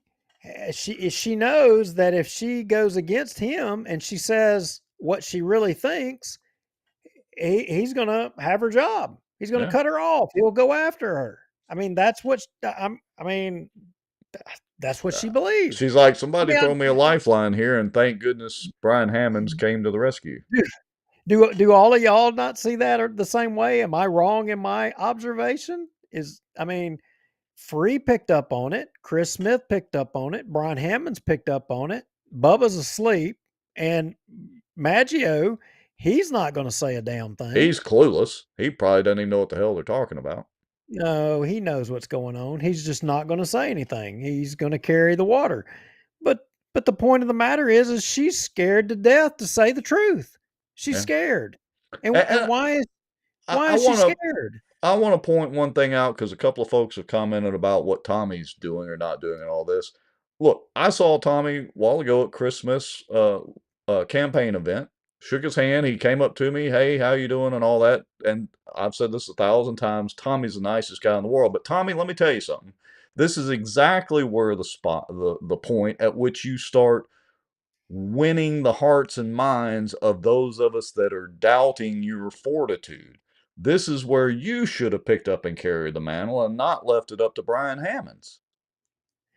Yeah, I mean, but the problem is, and the mayor, the mayor's office, whether it's Tommy Chandler or not, has been neutered for a long time. And these guys, with the exception of Maggio, he wasn't there, but Chris Smith and Hammonds and Maggio, they weren't there. But these other guys, they neutered the mayor's office. You've got a person who is giving the information of the city, the DNA of the city to them on decision making here, and that city employee feels fearful and hesitant to say what they really think for fear for their job. And why are they fearful for their job? They're fearful for their job because the mayor doesn't make the determination on them anymore. These You're right. council took that away. Well, They yeah, took the that's mayor's a whole ability away. that's It's a these guys. whole other issue, and a little bit of foreshadowing when we jump in the time machine here in a minute. I want to put a comment up here real quick. Let me say this: All right. when you build into the system, to degrade accountability, or you build into the system to where you control the outcome of the city employees, or their reporting, or you control it or whatever. It's just like this iron sharpens iron thing. If we can't debate the issues honestly, if I can't tell all my side of the story without fear of retribution, then we're not going to get to the best resolution. We're only going to get one slanted, biased side of the issue. Well, So, I agree, and let me give a little more advice to Tommy. This would have been the perfect opportunity to both smack Montgomery in the mouth while defending the police and fire. All you would have had to do, Tommy, at this point, and to take the heat off of her, was say, look, I understand that this is going to cause an issue with the budget, but this is something y'all should have figured out years ago. You already knew this was coming, and we've got to do something to get these police and firemen a raise. Hoorah! well, Win-win, Tommy. That's exactly right. Well, this little clip right here, this little few minutes that you just saw with her and her reporting, I mean, this should show you and prove to you the fear of the king is real, or you get the meat axe. Yes. Bottom line. And this is why right here that you just watched, this is why you need term limits. This is why the council shouldn't be in direct control of the employees of the city of Bossier. This is why. It's because of this right here. It is. You don't get good government. Yeah. And you get somebody that has, or they think they have, too much power and authority, and they're able to use that to their advantage, and putting in finance department folks on the spot right there at the podium. All right. Shall we keep moving on? Let's keep moving on. All right. Shall we jump to the next mark, the bankrupt? Yep. Deal? Go ahead and jump. All right. Here we go. Well, I would like you to answer that question. Well, let's finish this part. It's hard to know what's going to happen sales tax wise and revenue wise, but I don't know, over 5 million a year is a lot for the. Yeah, it's a whole lot of money. And to go back to the parity, and all you guys in here, don't take this the wrong way. I mean, this is just real life right here. I understand what, giving it to the police and then giving the same thing to the fire, but that is not parity when it comes to the pay structure at the fire department and the police department. It's not parity when it comes to people that control. We have three things that are very vital to this city. One is our water department, and two is our police department, and three is our fire department. That's what keeps this city running. And we still have, even with $500 a month going to them, we still have people in the water department, according to our salary study, that are grossly underpaid. The people that control water going to over 100,000 people a day. Even with that, even with $6,000 a year. Right now, we're, 25 people short at the police department. We just graduated 13 from the fire department. We've, this just, to me, I'm not going to sit up here and say I'm a CPA. I'm not, but I can balance a checkbook. I don't see how this is sustainable. So, again, leave it to the bull in the china closet to just come out and say it like it is. Yeah, well, but he's not going to have all the thunder this night. Anyway, No, he's not. All right. We're almost there, so I'm just gonna hit the play button. Here we go. I mean, the only way if this is not sustainable, the one thing we're going to have to do in the years to come, we're going to have to lay people off, and we're going to have to raise taxes. That's the only way that we're going to make this up. And did you see that elephant run across the room? Oh yeah, no doubt. Something tells me there's incoming. Incoming. Here we go. then we're going to look back and we've got 40-something million dollars gone out of the general budget, and we're going to be bankrupt, in my opinion. Whoop! There it is. Let's back that up. Here we go. Let's hear him say it again, Sam. Yes, either that or move more money from, that's going to capital to operating. All right, hold on. Let me back it up. Either that or more money is going to come from capital into operating. So what does that mean? Either that, bankruptcy, we all know what that means, or more money is coming from capital into operating. So meaning from capital, meaning that, construction projects, the engineering brotherhood isn't going to be able to make their commission, the construction companies aren't going to be able to be making their thing because there's not as much going on. Insurance companies aren't going to be able to be writing insurance. I mean, just doom and gloom right there, baby.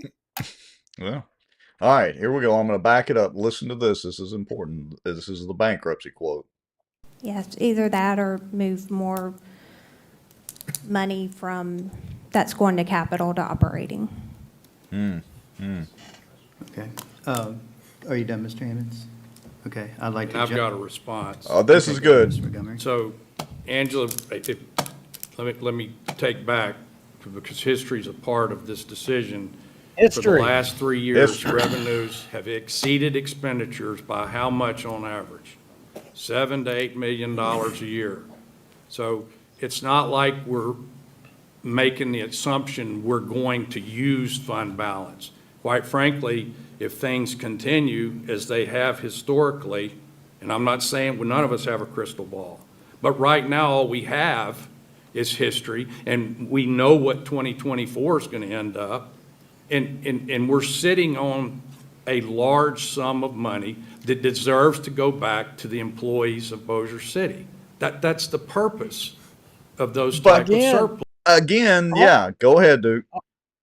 All you popo out there, he just said it deserves to go back to you. Why they're sitting on a large sum of money? Why is it taking so long? Why do y'all think that inexplicably now he just suddenly has we got a gold mine here. We can just give it all to you. Why all of a sudden? Yeah. If he's known that, he's the only governmental accountant up there. Why now is he your best friend all of a sudden? Why? Yeah. It's just. Are y'all not asking yourself that? Dazzle them with brilliance or baffle them with BS. And I'm not even saying that just to the popo. I'm saying that to if you're the damn dog catcher or your sewer department. Why? Yeah. Why all of a sudden now? Yeah. Why? Why is it? All right, here we go. Pluses in the general fund. And to voice gloom and doom, then we would never give pay raises. I mean, when was the last time we gave a pay raise? This is good. 2000? 20. I don't know. I'm 21 or 22. Was it 2009? That's what I thought. So anyway, the point being, the money's there. We're still not taking all of the increases of 7 to 8 million. We're using a portion of that, which is $5 million. out of the 7 to 8 increase. So as far as I'm concerned, as things have been in the past, and as we have to anticipate that they might not continue at 7 and 8, but even if they decrease by 20 or 30%, we're still going to have the 5 million growth to cover the raise. So anyway, that's my debate point on that. Again, not to belabor the point too much, but why are they waiting, and why now? All right, here we go. Okay. I've got one more question. Go ahead. Can I ask it? Go ahead. Okay, thank you. What would happen, we're talking about this reoccurring money and everything like that. There's talk right now in Texas of them legalizing gambling. What would happen if we lose 2 casinos in Bossier City? We would have to replace, we would need money to pay debt service that's coming out How of much that. money would we need to replace?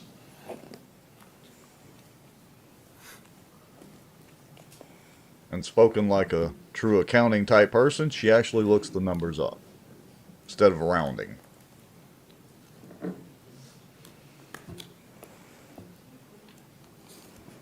Debt service is $9,335,000. Thank you. Okay. No, nobody wanted to take that one down any further, did they? Yeah, cricket silence. All right, I think this is getting close to where it starts getting good, correct? Really? Yeah, so Bubba Don, he chimes in, and I think he woke up, and Bubba Don, I don't know if he was taking a shot or not. He may not have known. You just don't know, but he's what set this thing off, and it was his comments that set it off. So let's start there. Somebody doesn't like this plan. I mean, we haven't seen nobody else come up with another plan, so. I saw a plan, so that's inaccurate, but anyway. Well, no, if you have, I mean, I'm not saying you didn't. I haven't No, there's a heard. plan in the current budget, but I have one more question. I mean, was there a budget meeting that I missed? there was on before we this? came in, I believe. I mean, I'm just wondering where this came from. There was. Did y'all catch what he said there? A budget meeting before we Before the came meeting, in. yeah. The meeting before the meeting. And they don't have meetings before the meetings, but apparently, not everybody was invited to this meeting before the meeting, and they didn't have any knowledge about this $500. Well, you know what? I'm not going to frame it because I think Chris Smith frames it here in just a little bit when he tries to break the gavel on the desk there. The Bubba Don just woke up for his afternoon pudding. That's so wrong, but so right. All right, here we go. I was only out of town for one meeting. I agree with that. All right, I have a few questions too.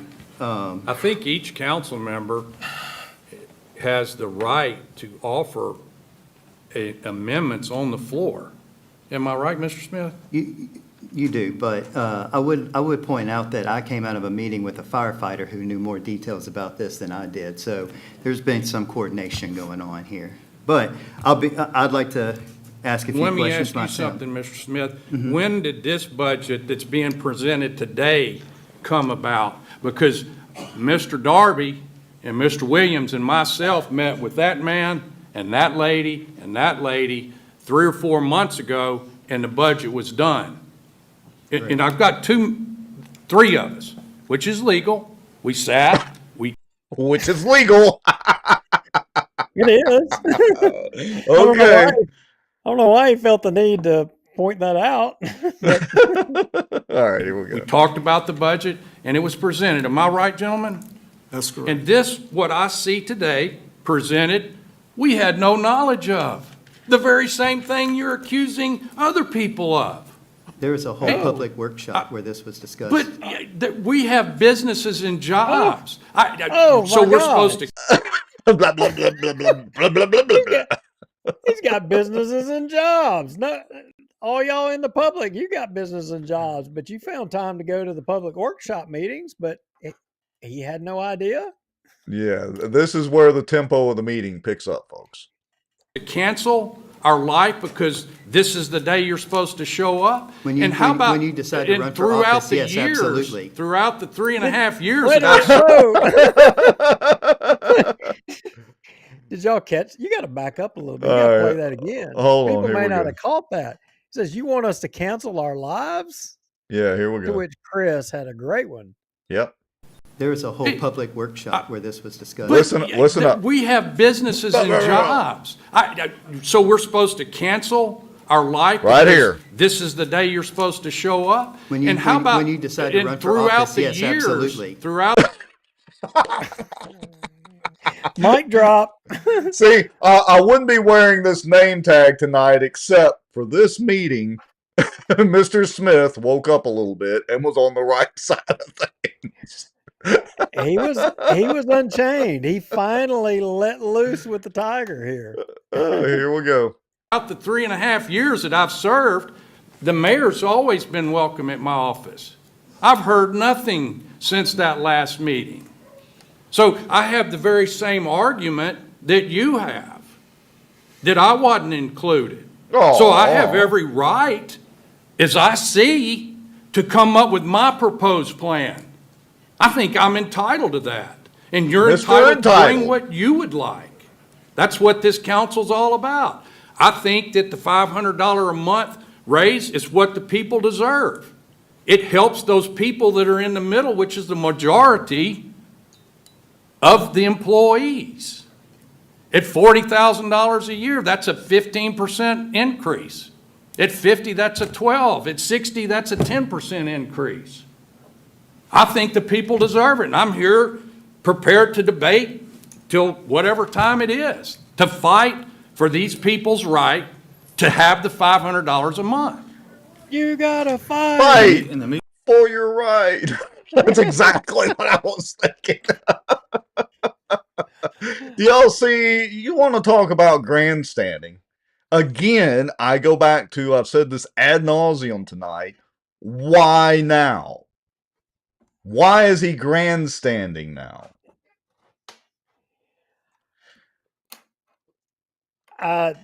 Crickets. I mean, it's okay to have crickets when I ask that. Surely, if you're a city employee, surely you see right through this. Surely you can see through this. I mean, let's keep going. All right, here we go. All right. In the meeting Mr. Montgomery's talking about is at the mayor's office. I think, if I'm not mistaken, David, it was $3.5 million short, wasn't it, the budget? Well, I wasn't going to get into the details, but we certainly can talk about the fact that and am I right? Y'all looked at me and you said, how do we solve this problem? We're $3.5 million in the hole. And we came up, we balanced the budget as well as the water and sewer budget, and we thought everything was done. And then it changed. So. Okay, so I'm going to start asking my questions now. Angela, or actually, let's start with Ms. Nottingham. The administration put forth a proposal. I don't believe y'all coordinated with any council members on how to come up with that. That was proposed by the administration and then presented at a public workshop in front of God, everybody, cameras. Correct. Okay, thank you. The budget was So there- submitted to the council on So nobody was September left out. 15th. That the mayor comes up with a budget and presents it to the council. That's what I thought. I couldn't remember though. Okay, so your proposal was to get every employee in this city, fire, police, municipal, up to at least their market minimum, so that they're getting paid at least what they could get paid if they went outside elsewhere to find similar work, to pay them fairly, and then raises on top of that, and then a stipend for the fire department. Okay. And that plan cost how much? The total was $3.3 million. $3.3 million. Okay. $3,310,975. And that's all the funds. Okay. Not just general fund. All right. And then explain the sales tax fund that y'all were going to propose to move into the general fund. Correct. So there's currently the money it's going to a capital account. And so we proposed to move $2 million from that is currently going to capital into the general fund to cover the cost of the increases. So there, it's the Parkway Capital. It would leave $2,312,127 going to that capital fund, but move $2 million to general. Okay, so y'all's proposal wasn't just to completely gut that of all capital funds, but just to help find a reoccurring revenue stream for pay raises. Correct. Oh, imagine that concept. Y'all do understand, for those of you that are watching, and I'm no expert at all this and still slightly confused over actually what they did at this meeting, but what she's trying to articulate, I believe, correct me if I'm wrong, Mr. Lowry or Mr. Sadow in the comments, is that they're trying to have a way to sustain these raises that the mayor's office, the administration, calculated to be about 3.3 million based on the salary study recommendations. Did I say that pretty close to correct? Yeah, I think you did. I mean, they based their measured action off of what the city spent money on to say how we needed to address the shortcomings within the different jobs within the city, and that's how they proposed to address it, rather than grab a bunch of turds and throw them all at the wall as much as you could throw at one time to just see how much of it all sticks, with no care for how much you have in your hand and how big your wall is. I mean, Yeah, I think one of Montgomery's goals with this, with his grandstanding, was to try to come across as looking as a supporter of police and first responders and their raises. I legitimately think that was his goal, and to make this discussion the appropriate discussion over the actual recommended pay raises from the salary study to make it seem purposely complicated so that he could look like the good guy. yeah, I think that's correct, and I think it's also to try to control where the monies to fund these raises came from, because you got to understand, you've got some nests of money that, by gosh, you cannot touch those nests of monies because those are what keeps the engineering brotherhood going, and you got other piles of money. There's a lot of moving parts here, but let's keep going. Okay, here we go. Okay. So the amendment on the floor is about a little over $2 million more than what was proposed in the mayor's budget. And we're also going to remove that reoccurring revenue stream. So we're just going to go out of the fund balance. And year-to-date, Ms. Williamson, where are we at sales tax-wise compared to prior year? Uh-oh. You said in the last meeting, but I don't have those notes in front of me. Were we down 15%? Uh-oh. 15.2 or 3. Uh-oh. Yeah, I know, I thought I had that year to date.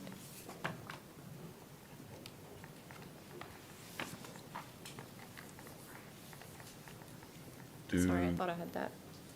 No, that's- We have the number for October, but not year-to-date. Okay, that's fine. What was the October number? For October, it's down 15.3%. That's what I thought. Uh-oh. 15.3%. And I and remember so- reading an article somewhere about sales tax revenues being down. I wonder where I read that No. article.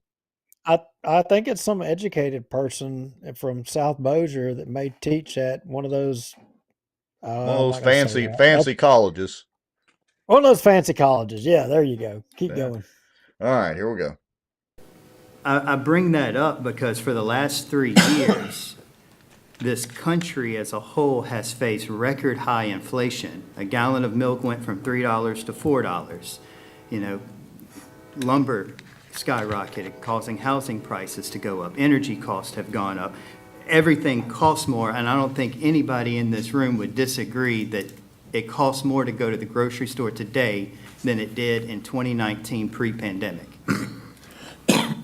And so as inflation is starting to come down and we're starting to get back to pre-pandemic numbers, sales tax is going to come down, correct?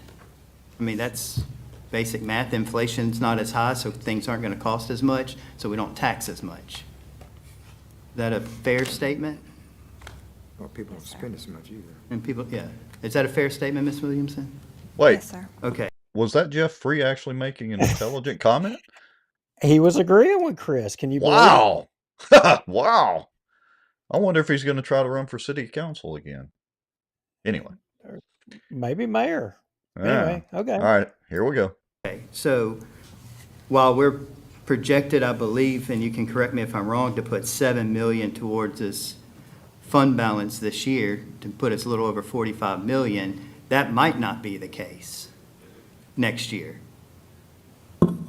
Correct. And of course, we don't have, that's the problem, we don't have a crystal ball. So for the fireman who talked to me earlier who said, how can this bankrupt the city? We've got 45 million in 4 years to figure it out.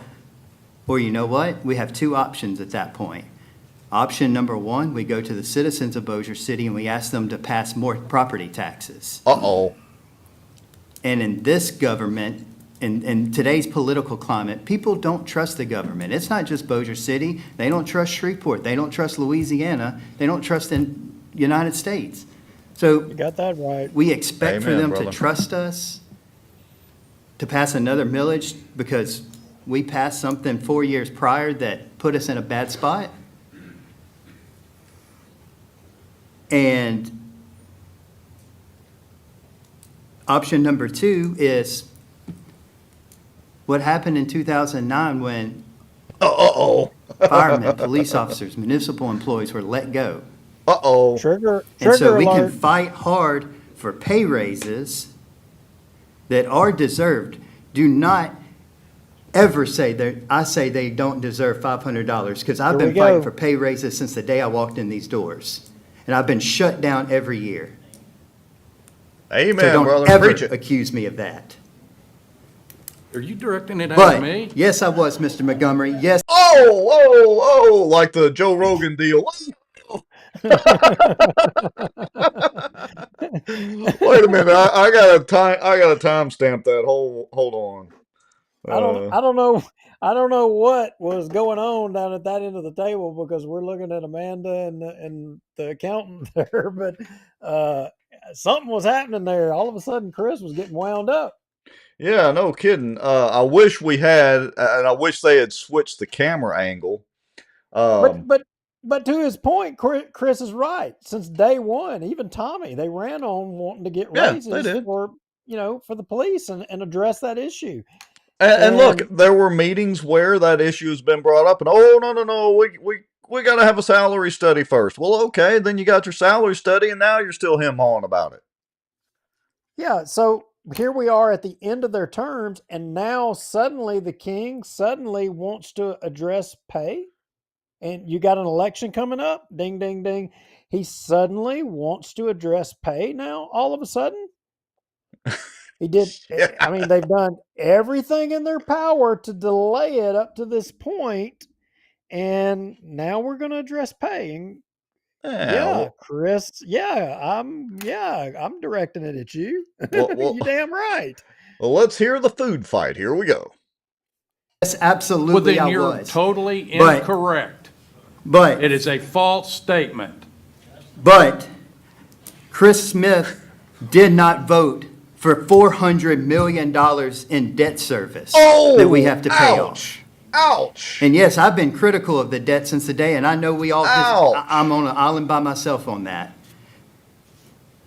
But that's fine. I will die on that hill that I didn't put us in to that $400 million worth of debt.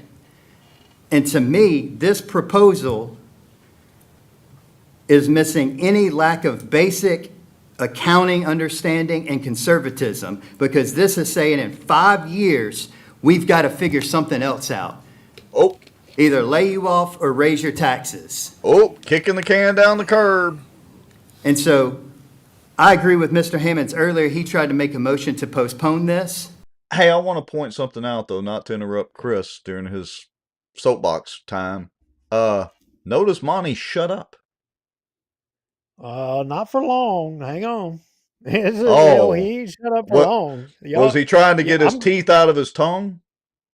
I think he was trying to gather himself up because somebody, by gosh, has challenged him. And where is this going to go? Oh, it ain't in a good place.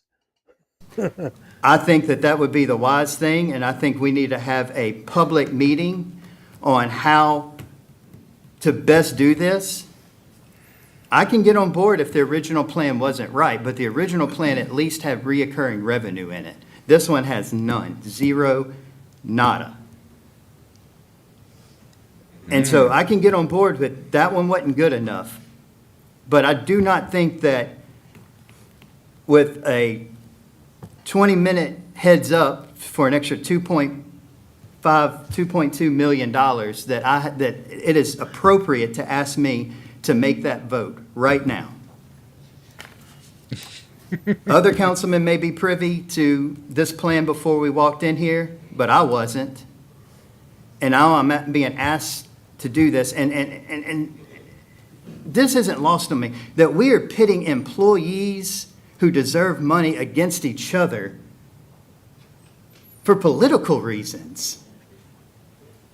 Okay, I'd ask, you're the president. Mr. Montgomery, I have the floor. We continue to get interrupted. Point of order. Mr. Montgomery, I have the floor. We continue Mr. Montgomery. to have interruptions. Mr. Montgomery, from I will have the marshals remove you if No, you do you not won't. play by the rules. Oh, hold on. I got to back that up. So, all right, hold on, folks. We got to listen to that whole exchange again. Hold on just a second. You know, the person operating the camera, I mean, I know why they didn't move the camera back on them, because they were sitting here they were watching the show. They forgot that, I got a job to do. And I got to say, Wes Marriott is supposed to have video of the meeting, and he's going to upload it so that we can show the other side to this. And I'll promise you I will release that standalone video. But here we go. Let's listen again. But I do not think that with a 20-minute heads up for an extra $2.2 million that it is appropriate to ask me to make that vote right now. Other councilmen may be privy to this plan before we walked in here, but I wasn't. And now I'm being asked to do this, and this isn't lost on me, that we are pitting employees who deserve money against each other for political reasons. Okay, I'd ask, you're the president. Mr. Montgomery, I have the floor. We continue to get interrupted. Point of order. Mr. Montgomery, I have the floor. We continue Mr. Montgomery. to have interruptions. Mr. Montgomery, I will have the marshals remove you if No, you do you not won't. play by the rules. I have the floor, and you will let me finish. And I'm letting you know Mr. that Montgomery. we have out there. Do you understand that? Swear to God, Mr. Montgomery. Do you understand? Mr. Montgomery, I am running the meeting, not you. If you have an issue, you can raise a point of order. I did not hear you raise a point of order. We're not going to speak out of turn. I'm tired of you walking on everybody around here. Ms. Williamson's scared to death to answer a question, wondering how you're going to respond to it. Wow. So I would respectfully ask that we meet with the leadership of the fire department, the leadership of the police department, with the mayor and his staff, and we come up with a true plan that has reoccurring revenue that everybody is happy with. Because I do not think that this is it. And I know you guys want to be paid well. I know you do, but you don't want to sign up for possibly getting laid off in 4 to 5 years if the sales tax goes down. Don't be so nearsighted to not look and see what could happen in the future. So, that's it. Is there any other councilman that'd like to speak? Yeah, Mr. President. I can- Oh, You gotta stop. Lord. I gotta say Oh, something. Lord. Yeah, go ahead. Do you know how close Chris was to legendary status? Oh, if he'd have tripped that trigger, I would endorse him and never say another negative thing about him. I don't care He what he could said. do anything he wanted to do. Yeah. Anything. Yeah. It wouldn't even matter. But he was that close to legendary status. Yeah. That close. And I would just like to point out that Matthew Smith is in the comments, which is Chris's brother. And yeah, he did good, Matthew. There's no doubt about it. No doubt he did. But you're right, Duke. He was so close. All right, shall we listen to Darby so I can make fun of Darby, or shall we jump to the next point? Nah, let's get through this. Let's get a little Yeah. further because I keep telling everybody I'm going to take them down memory lane, in which, the king, he keeps talking about 2009. He keeps talking about the past. He keeps talking about, all this good government and all this because of what they did, this, that, and other. But the interesting thing is when he says because of what they did and because of what was done in the past, in every tense, he's always been there. He's always been a part of all of it. Yeah. All of it. Yeah, he's like the common denominator, the bad common denominator of all of this. Now look, I've got to give Wes Marriott, some people like Wes, there's people that don't like Wes. And I mean, Wes has got a set on him too. He has a knack for dumpsters and cheap whiskey. I just got to tell you. Yeah, I don't know what it is, but he's got a knack for dumpsters and cheap whiskey. Well, let's jump forward and listen to it sounds like a country song somehow. Dumpsters and cheap whiskey. Oh yeah. Here we go. West Marriott, 211 Shadow Ridge Drive. Who seconded the amendment? Mr. Williams. Mr. Williams. Okay, thank you. So the councilman who has said he's not running and the councilman who has also said he's not running, they're both offering an amendment that seems like it's setting the building on fire, and then they're going to walk out the door. I do have a copy of the minutes of the workshop that we had last month where the administration proposed a plan, and members of the public were here, and members of the fire department and the police department were here. The problem is, and thankfully I found a copy of the salary study. It was in the dumpster behind Mr. Montgomery's office, but the salary study has been completely disregarded in some of these recommendations that are offered in this amendment. This is a Band-Aid that is lazy, and it ignores the thousands, maybe the tens of thousands. Correct me if I'm wrong. I think this cost $76,000. You spent $76,000 and spent a year on a salary study that we're now completely disregarding. So we're going to give $500 to every single person in Bossier City who's a city employee. That's great. Great job. I'm sure that means a lot to Chief Zagone and Chief Haugen. They probably spent more money on spilt liquor than $500 each month. That does not mean a hill of beans to them. What means more is $6,000 to the wastewater employees. I'm sorry, are you interrupting me? I am. Mr. President, he needs to be warned about slanderous and There's nothing impertinent slanderous remarks. about saying that money doesn't matter to them. They make hundreds of thousands of dollars a year. Don't interrupt me, I'm talking. Okay? Whoa! What it matters to are to the people that are on the ground, on the line. $500 is a pittance when this recommends that you go to the market minimum. And we're not doing that in several cases. You're ignoring it. You're saying, hey, everybody gets $500. For some, that's great. For some, it doesn't matter. That's why this is lazy, and you need to pay attention instead of ignoring the people. You're ignoring the police officers that are going to come to your house if you lived in the city if you had a problem. They're going to come to your house if you had a problem. But you're going to say, here's $500, ignoring that the market maximum for the fire department is way low. They should be earning way more than $500 if they've been in that driver position for 5 years. They should be earning way more than $500 extra a month if they've been a captain for more than 5 years. You spent $76,000 on 32 pages and you tossed it in the dumpster behind your office. This is lazy. You had a workshop. You ignored it. Go back to the drawing board. You've got a month before you have to have this done, and do it right. This is pathetic. For the record, Mr. Smith, we don't have a dumpster in our office, and also the trash can's on the side of the office. Well, he wasn't finished. Let me see if we can. He wasn't finished. You Yeah, stopped it. no, I want to set that up. Listen carefully, folks, and see how good the mic picks it up. And all of our documents were shredded. I shredded, That's the so. only part you heard, sir. Let's not comment from the audience, please.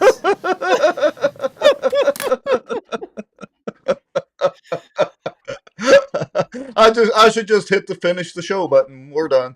Drop the mic, Wes. Boom. I mean, look, that cheap whiskey and dumpsters. I mean, wow. Wow. Colonel said, it's only slanderous if you don't like cheap liquor.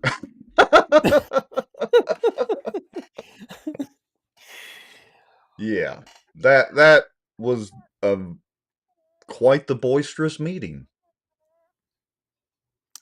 I'm looking through these notes here. There was a lot more good stuff. Well, I do want to play Shane Culver. Steps up to the Yep. mic. That's a Yep. pretty good one. So let's hear that.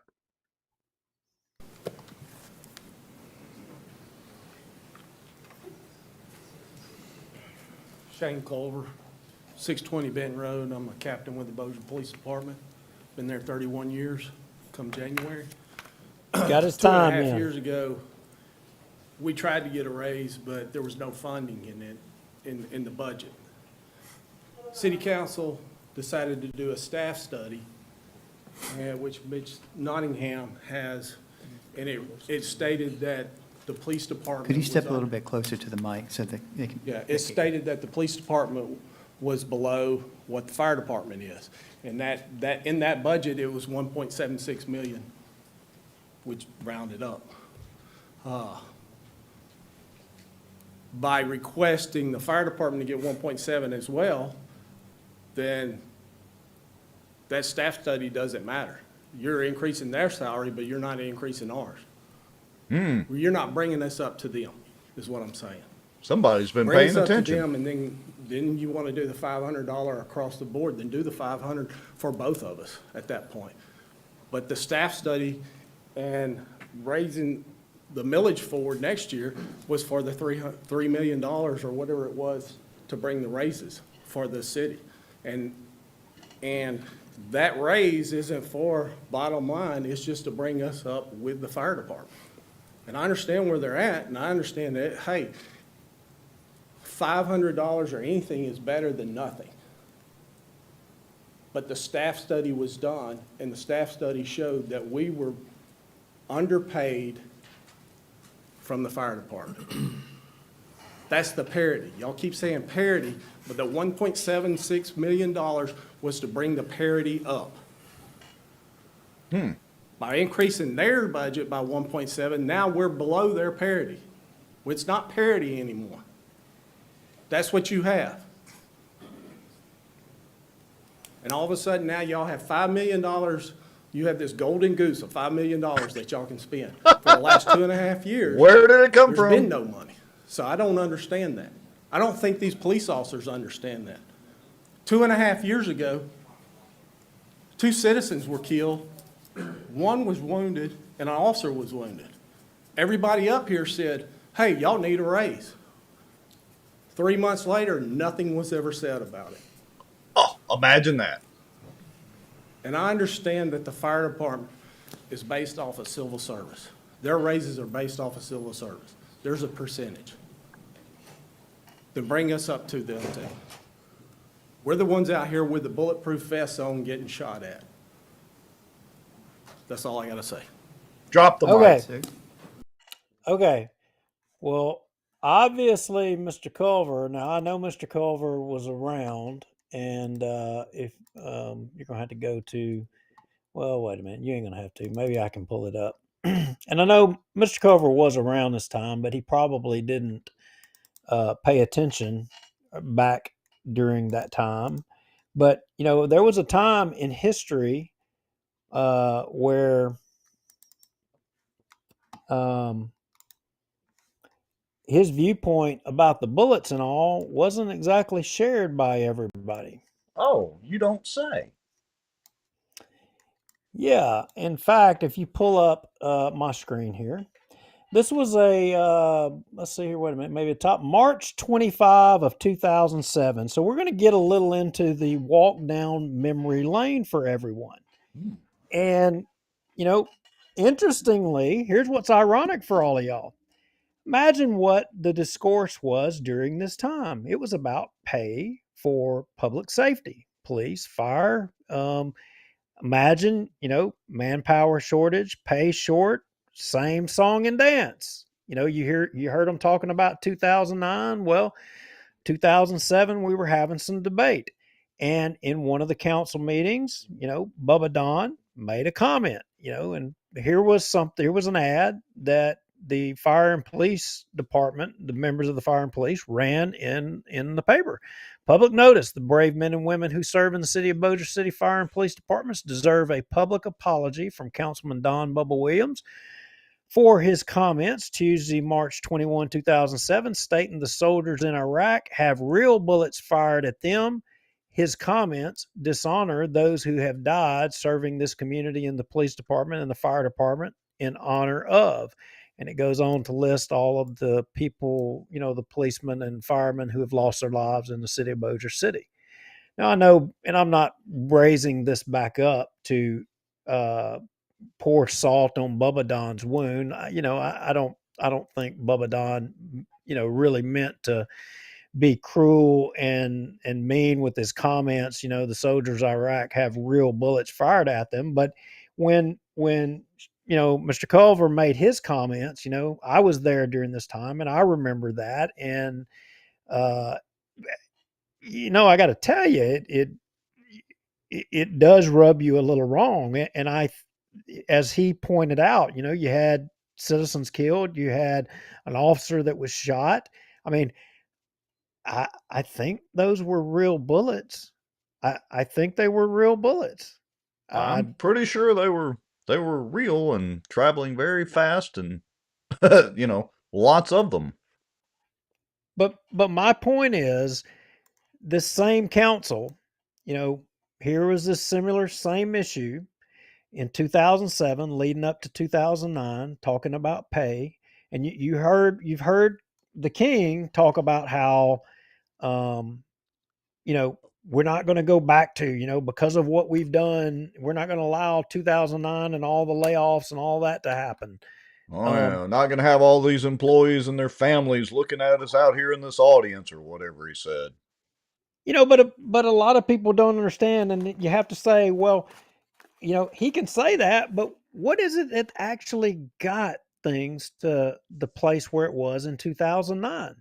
What is it exactly? All you new firemen, you new policemen, when you hear him say that, you may not have been around then. You may not know exactly what it was. What got us to that point?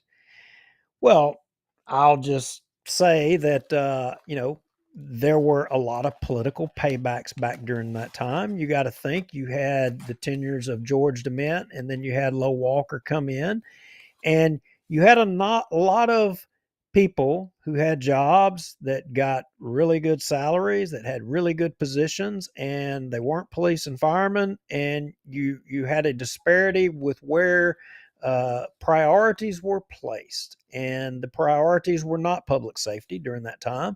And after a while, those priorities took a toll, and it came to a point to where things had to change. But guess what? What was proposed when 2009, when the meat axe had to be swung? What was proposed? Was it proposed to cut the fat, or was it proposed to cut everybody, public safety? And who proposed it? Well, guess what? It wasn't that public safety had the fat. That wasn't where it was at.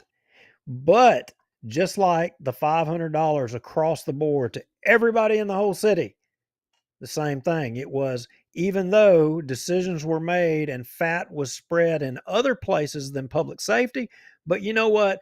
We're going to spread the pain to public safety. Is they're going to bear that burden. And so when he says, 2009 and because of the decisions that made, hey, he was there. He was a part of all that decision making. And Yeah. Common denominator, same guy, still there. That's right. So in 2009, they proposed across the board cuts to include the police and fire department, who didn't have all of the fat, but it was because of the other management decisions, and the political paybacks, you might say, in the other places that caused and police and fire paid the brunt of it. He doesn't tell that part. No. Why is that? I don't know. And I'm just looking, I'm going to switch screens real quick. I want you to look at the faces of these guys, these fire department guys, police guys, whatever, employees that are sitting there. They're like, what the hell? I don't think that they really care, and I don't know, because I could say from my standpoint, I didn't get the political minutia back then, and I didn't really care. I just wanted to do my job, get my paycheck, make an honest living. That's what I wanted, and you know, I would almost say that this similar situation when I was sitting there, would I have known that Manshak was throwing a fundraiser after LSU game in Baton Rouge for the mayor, getting money from people, I guess you could say arguably all over the country? When I was in their shoes, no, I wouldn't have known that was happening in the background. I wouldn't have even been paying attention to it. I wouldn't have known that maybe that was why the mayor was making decisions and making moves that he was making. Moves like, I think we should go to the next part of walk down memory lane for folks. Yeah, so make sure, hold on, let me get back Yeah, over here to our notes. Yeah, let's go to the first link down. How does this happen? Okay, hold on. All right. Well, yeah, that's the 2019 meeting, right? Okay, here we go. Correct. So we're going to go all the way back and, to summarize kind of how we've gotten to where we're at, Montgomery says, Scott's audio, that really ran over me. That bothered me. For him to sit up there and for him to say, how does this happen? That really ate at me, Rex, and it got me to digging. It ate on me a lot. As well as, you remember the Shed Road crossing, the closing down of the Shed Road crossing. That one bothered me a lot as well too, because again, they're kind of, I shouldn't say they're scratching their heads or nobody's wanting to take ownership. They wanted to blame NTB for that. But then here years later, for the king to get up there and say, how does this happen? Talking about Scott's audio, it just, well, I know the why. He's been there the last 20-something years. What does he mean? How the hell does it happen? Yeah. So anyway, I went to doing some digging, and let's go ahead and let's just. Yeah, so for full context, everybody, this is the December the 3rd of 2019 City Council meeting. This is our trip down memory lane and our time capsule. So I've got it queued up. I've got it on live review if you want to hit play, or I can just go up to your, to the first timestamp, the 2-minute mark? Yep. Go ahead and hit play and let's go. And y'all listen close to this ordinance that's being proposed and ultimately passed at this meeting. Yeah, not this one. One coming right up. Next item I have on the agenda request would be number 12, under new business, introduce an ordinance authorizing Mayor Lorenz Walker to acquire property on behalf of the city of Bossier and to execute any documents in furtherance thereof for any city-funded road or utility project. First reading. This add-on is being requested to facilitate the speed of acquiring property and eliminate the necessity for meetings to take place on each acquisition. So moved. Second. Now wait a minute. Montgomery was quick on that move. Wait a minute. What particular job or project did y'all hear in that ordinance, in the reading of that ordinance? Well, I'm pretty sure it said any job. Yeah, play it again and y'all listen close to this. All right, and this is important. Context matters. The next item I have on the agenda request would be number 12, under new business, introduce an ordinance authorizing Mayor Lorenz Walker to acquire property on behalf of the city of Bossier and to execute any documents in furtherance thereof for any city-funded road or utility project, first reading. I'm pretty sure she said any city-funded road or utility or whatever. First reading. That's what she said. So Okay. if my English is correct, they're giving, in my understanding, I mean, I'm not a government accountant, but they're basically giving the mayor on any project that's going to be a city road or city utilities, they're basically giving the mayor carte blanche to get after it, bub. That way we don't have to have a meeting and you don't have to come to us. Now, let me play devil's advocate for a little bit here and hear me out, because I've said this before, about the crippling of Tommy on the city council. But what is wrong, and maybe this video and all this is going to show this, but what is wrong with the mayor being able to make executive decisions and not have to be beholden to come back to the city council for every little thing? Well, let me put this in a hypothetical. So let's say that I wanted to 4-lane any of y'all on your street, any of your streets, I wanted to 4-lane any of your roads and where your house is, if it's not already 4-lane, but let's assume it's not. Well, let's use mine for example. So they're going to 4-lane Hickory Ridge. That's right. That's right. So, you and the mayor, y'all are tight. He's got no oversight with any of the councilmen, and he comes down and starts, making deals, and they decide they're going to put it on your side of the street. He gives everybody along the street, whatever their appraised value is, he gets to you and you say, well, Mr. Mayor, look, we're friends and all, but man, just appraisal value ain't going to do it for me. And he says, well, Rex, what do you need? I was like, well, I need, with the part that you don't take from the road to the entrance to my office, I need it to be covered in gold from the beginning to the end. Bling. And the mayor says, well, hey, you know what? We can make that agreement. And bam, golly gee willikers, they just do it. And I mean, what's the council going to have oversight over it? So Miss Alice brings up a good point. She says definitely no checks and balances. And remember, this is back in 2019, folks. So my contention is, well, they could come up with some checks and balances. Maybe they need to have a certain limit, a dollar value, that the project is. Or maybe the mayor needs to frequently, whatever that is, report to the city council on said project. Surely they came up with something like that in this meeting. Well, that was what the majority of the debate was about in this meeting. Montgomery was articulating about how we don't get construction or road projects done fast enough, and we need to fast track everything. We need to get things moving faster. Yeah, gotta we hurry. need to hurry. Spend that money.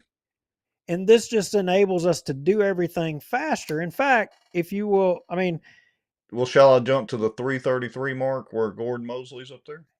Well, the king, for some reason, he was real uptight during this meeting. Go to the 318 mark. I want to see, okay. I think I got this mark correctly. I want to show y'all just how uptight he was. Go ahead and hit play. Here we go. Would that be one? Yeah. What? This is just to put it on the agenda right now, right? Yeah, but so that you can vote to put it on, if you don't mind, I would like for him to. Yeah. That way we don't. Oh, yeah, whatever you want. So basically, we just had to do an ordinance for the Viking Drive project. Did y'all, and Larkin and Montgomery are friends. Well, and I didn't get the right part marked, obviously. But Larkin and Montgomery actually got into kind of like a little bit of an arguing match here. Oh yeah, that's at the 532 mark where the point of order.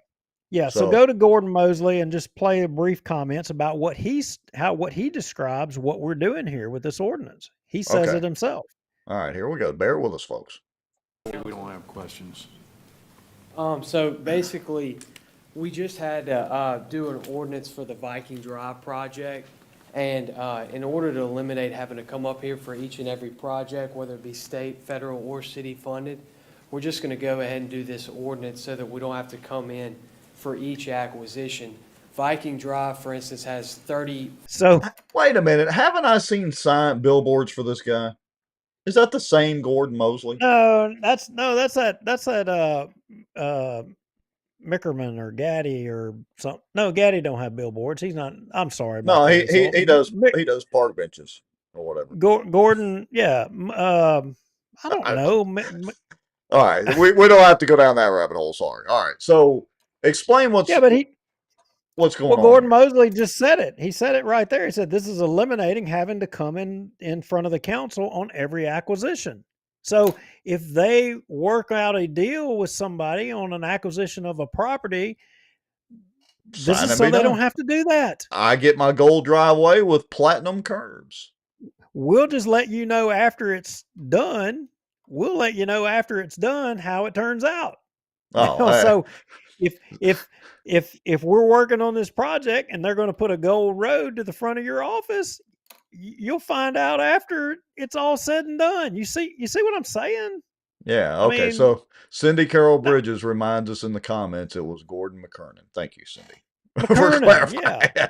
Thank you for clarifying. Mickerman, I thought it was Mickerman or something. I don't know. Anyway. Close enough.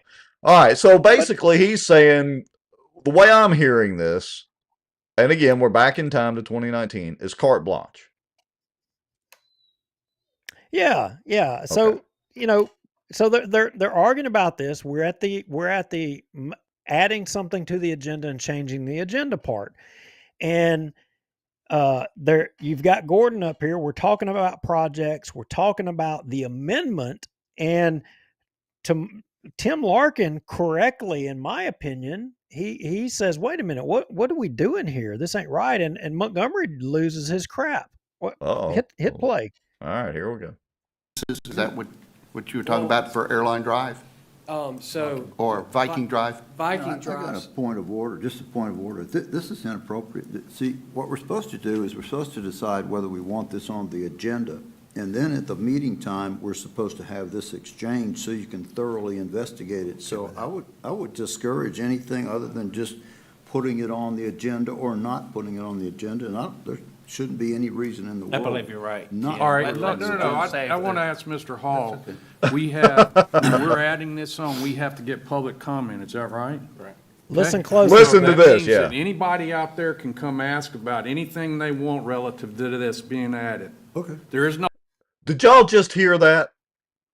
Did y'all just hear what the Queen decreed in 2019? You can get up there and comment about whatever you want. Let me play that one more time. Here we go, and I'll let it continue. Is that what you were talking about for Airline Drive? Or Viking Drive? Viking Drive. I got a point of order, just a point of order. This is inappropriate. See, what we're supposed to do is we're supposed to decide whether we want this on the agenda. And then at the meeting time, we're supposed to have this exchange so you can thoroughly investigate it. So I would discourage anything other than just putting it on the agenda or not putting it on the agenda. And there shouldn't be any reason in the world. I believe you're right. Listen close, Alice Boyer. I want to ask Mr. Hall. We have, when we're adding this on, we have to get public comment. Is that right? Right. Okay, so that means that anybody out there can come ask about anything they want relative to this being added. Okay. There is no limitation as to what questions they can ask or what the council can ask. Now, that's what I appreciate the statute being for the state of Louisiana. Is that correct? Did you hear that, Alice Boyer? You need to hear, Miss Alice, and I'll be glad to go and grab this audio for you. Just like the Colonel walked up there and played John Fleming's comments, you need to do that at the next meeting. Take this video, have it on your phone, and just hit play and hold your phone up to the mic. But you had Jimmy Hall back then. You got a new city attorney now, and I'm pretty sure the new city attorney is. What's she gonna do? Get escorted out by marshals? Again? Been there, and she's already got that badge of honor. All right. Well, I'm keep sorry. keep playing because Monty's not done. So, but out of whatever you wish to do, I'll concede to that. But I'm making it a point for the record that I don't agree with what you're saying. Okay. Because otherwise, why would we ask these people for their comment? Just to say whether they want it or not? No, they can ask questions. So, You ask them if they object. no, sir, they can come and speak to what this is about and what it's going to do. No, they can't. Well, Mr. Hall? They can either object, and if one person objects, then I understand that you cannot put it on the agenda. One council member, a person objecting is really irrelevant. Oh, okay, well then, Anyway, So- okay. so- cut it I off think there. it's- All right.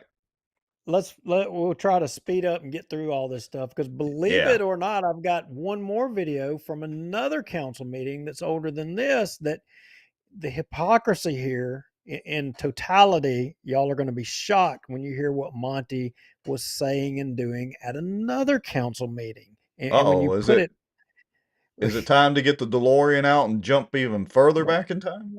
Oh, it's worse than that. I mean, when we talk about micromanagement and when we talk about, when you make some things important, like right here, we're wanting to condense to not have oversight over acquisitions of properties and the deals made and the acquisitions. No, we don't want to have all that, but no, we don't have to go there yet. Okay. We can. I don't care if you want to pull it up and show it real quick. I was switch over kind there, of, we can. I was gonna kind of save getting it ready. for last. Is that the I was gonna YouTube save it- video link? Yeah. With the I red was light? gonna Okay. save it for last because when you see, I hate to say it this way, but I'm just gonna say it. I don't care. I mean, when you see how anal this guy is on some things, it is absolutely ridiculous. So go to let's get back on the restream. And we're going to jump forward. They get through the meeting. They add this to the agenda. They get down later. Larkin was right. They end up having the debate on the issue at the 22:45 9/11 mark. And I'll go ahead and hit play. All right, hold on just a over. second. Yeah, let me switch screens back. Let me hit this button. I was getting that other video ready just in Yeah. case. All right. Go ahead. All right, You here should we have- go. so this sounds like a great idea, and I'm not opposed to this, but so the thing that I regret is that each time those things would come before me, it's kind of a way of informing you and giving you a sense of the picture of what's happening. And so my question is there a way that we can accomplish this and otherwise not rearrange it, but have a process by which when these acquisitions are made that we can then ratify them or acknowledge them, one of the two, by a formal process so that we don't lose. So let me give you all an example. He is expressing concern about the process to which when the acquisitions are happening and the deals are being made, Brian Hammonds asked last council meeting about the Citizens Bank Drive, the $2.5 million. It was a total of $6 million was originally allotted to it because they had to put a lift station in there. Again, that they put the cart before the horse. They ended up having to put a lift station in and the median thing. But had it, been known, maybe they wouldn't have known. Maybe they wouldn't have moved forward. Maybe they would have. But when they did this in 2019, like Larkin is arguing, if we have some way of being able to see the deal, we could then have some authority to ratify it or not ratify it. Well, when you pass this, you took it away. The mayor and the city attorney's office obviously have the ability after this. They don't have to come back to the council. They just go and get it done. Citizens Bank Drive. I think Ruttenbuck last council meeting didn't answer the question correctly to uh, to Councilman Hammonds. I think he knew the answer, but I think he didn't want to say the answer. The answer was that a deal was negotiated. He didn't want to throw anybody else under the bus. NTB was the ones. Yeah, he probably would have done that because he tried to do that on Shed Road. But a deal was done that, hey, we're going to build this extra road as another means of egress for Green Acres Office Plaza and Brigham Dental. I don't know which, actually. It's one of the two. I can't remember. But I'm thinking the council as a whole, it was done before they ever had a chance to weigh in on it. So even Hammonds now that comes way after the fact, I appreciate him saying, well, do we have to do this deal? But they made a deal, and thanks to the man sitting there on the right, he brought this ordinance to where the mayor and the city attorney go and do these acquisitions, and there's no oversight. But he just Now, can't imagine why that's the case. How does all of this happen? Yeah. Now, do you remember you talking about ignorance and stuff earlier? Rex? Well, ignorance is he just doesn't know, but I mean, clearly, he's the guy sitting there scratching his chinny chin chin in the LSU sweater. So, to the question of how does this happen? How can this happen? I mean, I don't know. Can y'all not see how it would happen? I mean, I'm thinking he knows the answer.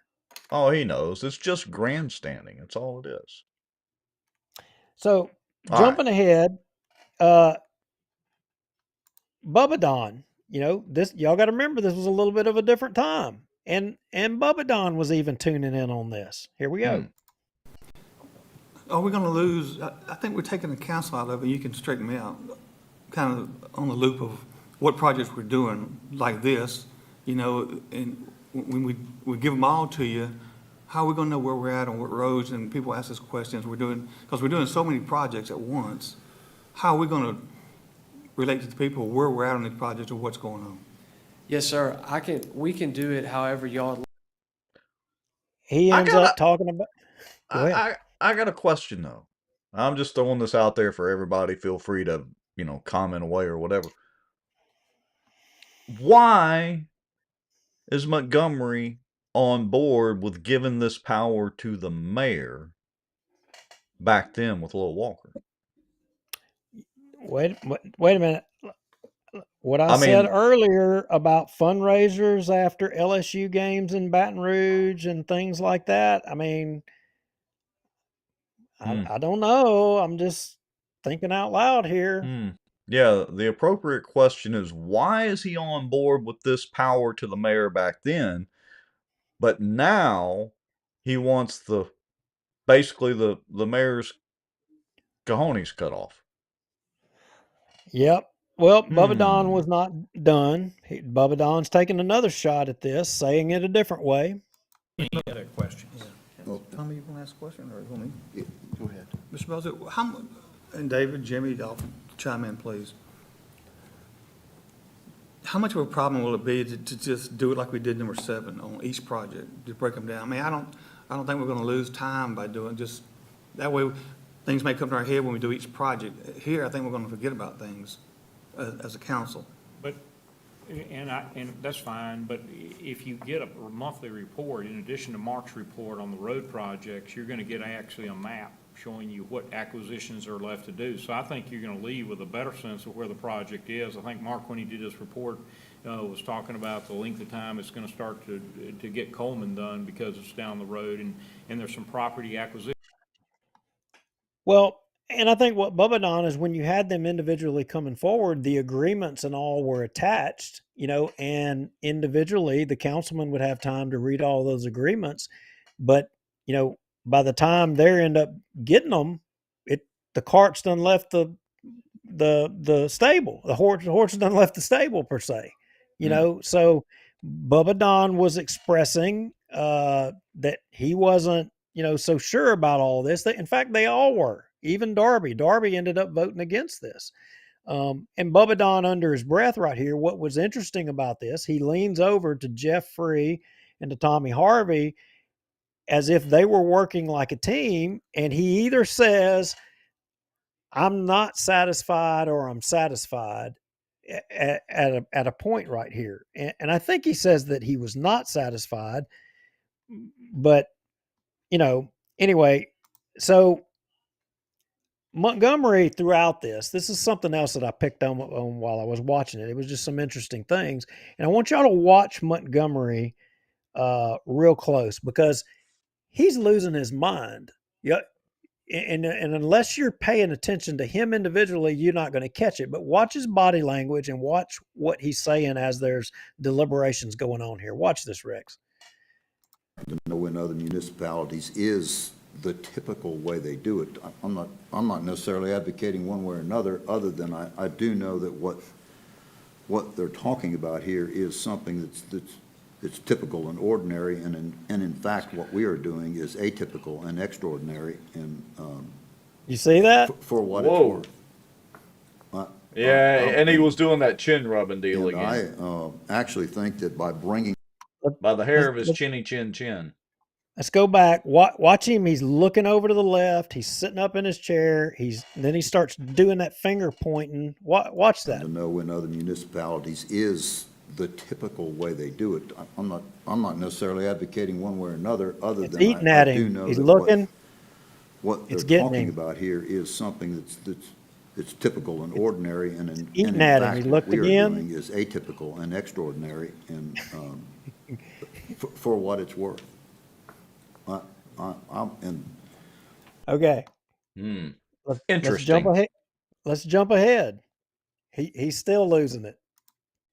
So, I mean, again, not to press the point, but why don't you just have the two of them together? I mean, there isn't anything that's not, is there anything we're leaving off when you do two? Should there? There's just different processes.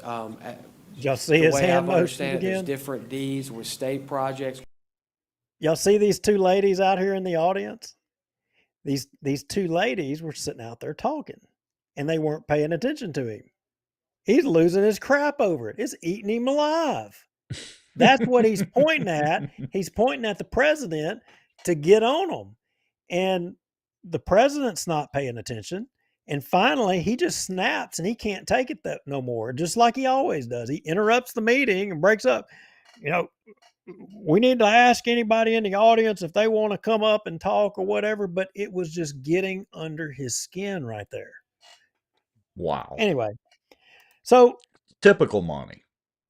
So, all right, look, Larkin's been having his shots. Bubba Don's been taking his shots. And would you believe Jeff Free jumps in on this. Oh, my city councilman. Wow. Yes. I'm still a little unclear. Why can we not, as we did in old business, number 7, Viking Drive project comes up, we give the authority for the entire project and then have the knowledge. Why can't we do that as well as get updates monthly and maps and just do that for each project? Walter Road, Bigby Carriageway, done. So what are you going to gain by doing that? I think, like some of the other council members expressed, just staying abreast on what's going on. You are going to stay abreast. You're going to get a monthly report, which is much more, as Mr. Larkin pointed out, than you're getting today. Why can't we get both?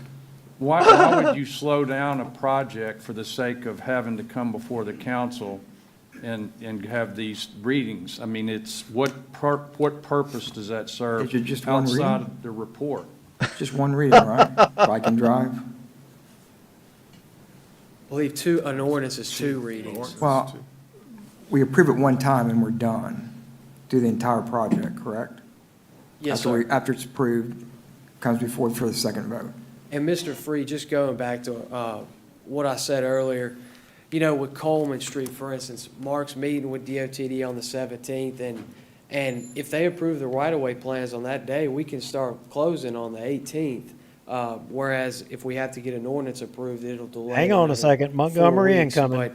But it's whatever y'all want to do. That's just what Ronnie Smith recommended, he does with Ruston, and it's just a blanket deal. But however y'all want me to do it, I can do it by each project and give the monthly update, whatever's best. But I guess you just pointed out that you're got a 4-week delay, and for what reason? I'm not understanding the purpose of having them come before the council on this to delay the project another month.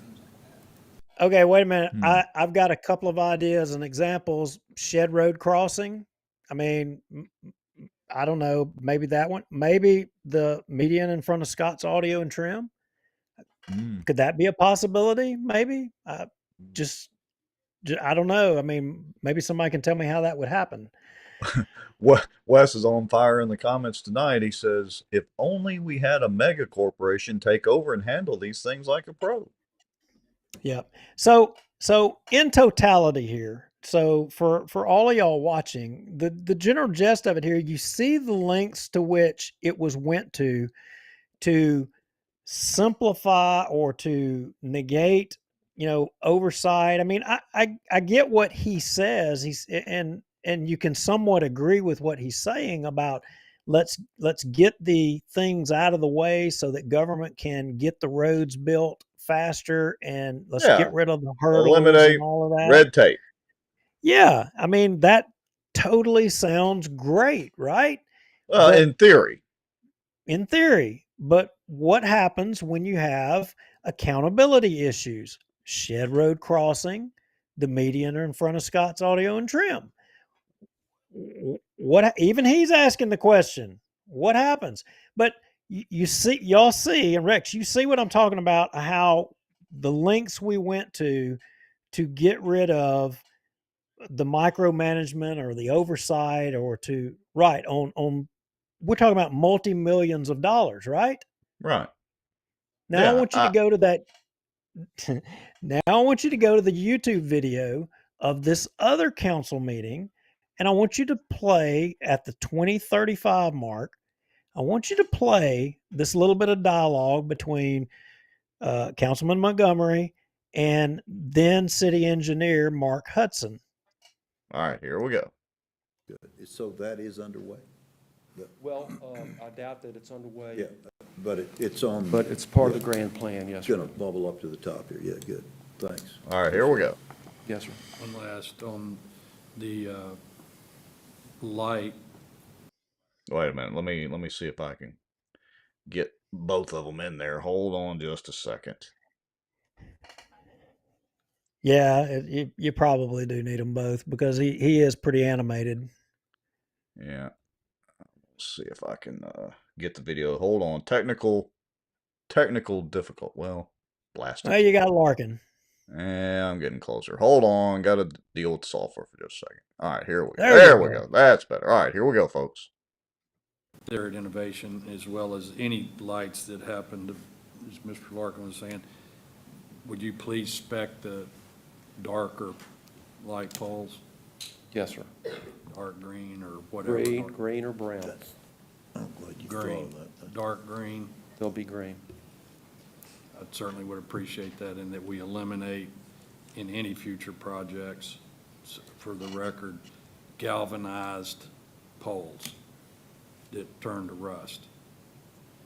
You Is want, that fair? you don't like the kind that rust? No, I don't. But we can take a poll in the audience here, and we can see who likes rusted poles or nice classic dark green poles.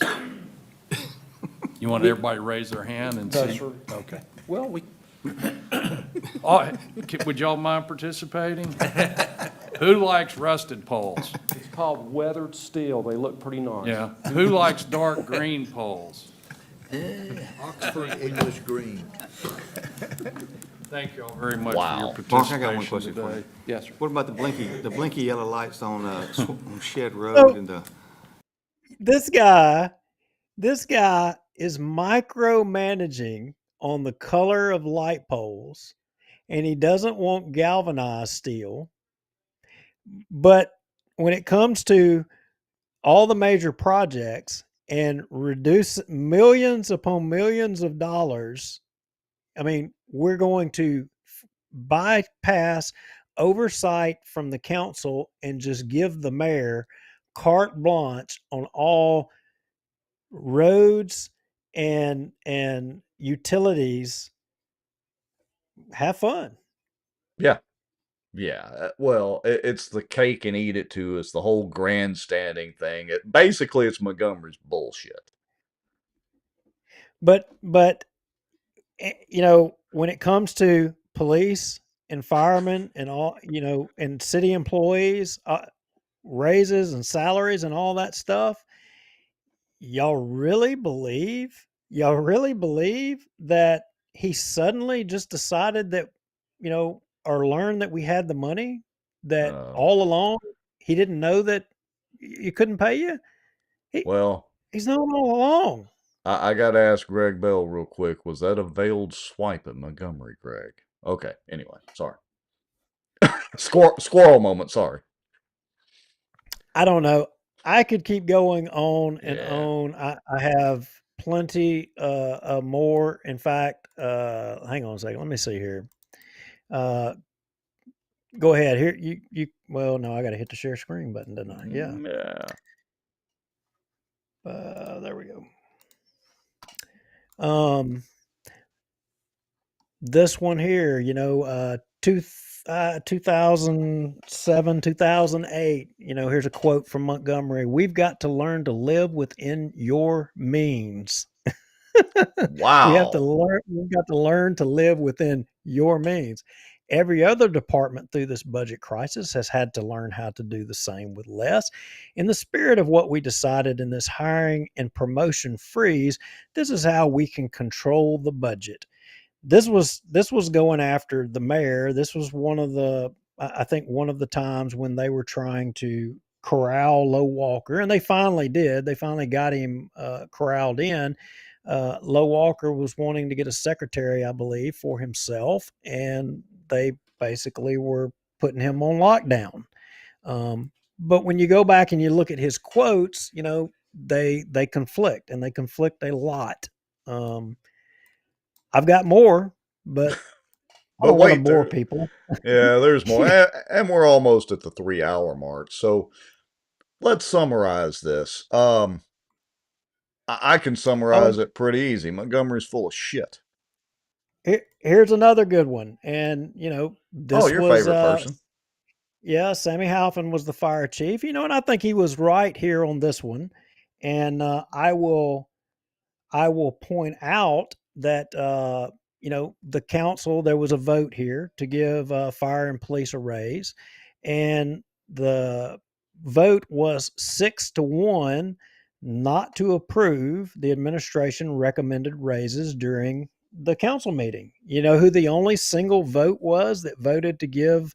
It's a similar scenario right now that you had the administration, like Tommy Chandler, proposed a method and a way to give raises to, the city employees. In this case, it was just the public safety.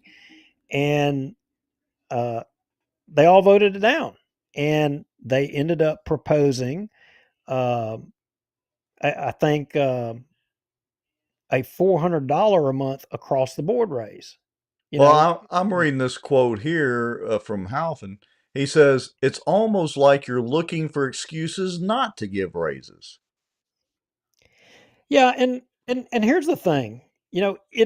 When you talk about, and I don't mean this in any disparaging way to any other city employee. I don't mean that in any way. I mean, it's just like, I'll say this, it's just like an engineer. A paramedic can't go do an engineer's job. An engineer, I mean, that is a unique thing, and you can't just replace an engineer. They're not real easy to replace. The same goes for, in a way, a policeman and a fireman. You can't just find somebody to go. You lay those people off.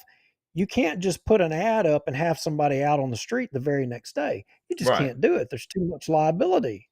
Besides the fact you're going to lay a bunch of guys off and then you're going to do this. But let me, and again, I don't mean this to insult anybody, but a janitor that's going to sweep the floors at the Civic Center I mean, or or somebody that's just going to be a secretary answering the phone for somebody. I mean, those jobs are easily replaceable. Right. You know what I'm saying? So if I had a government accounting degree, I would take in consideration the fact of if I'm going to give raises and or I'm going to lay people off or whatever, you should be thinking about the how hard or easy is it to replace this person or that person or what have you. And some things are not as easy to replace as others.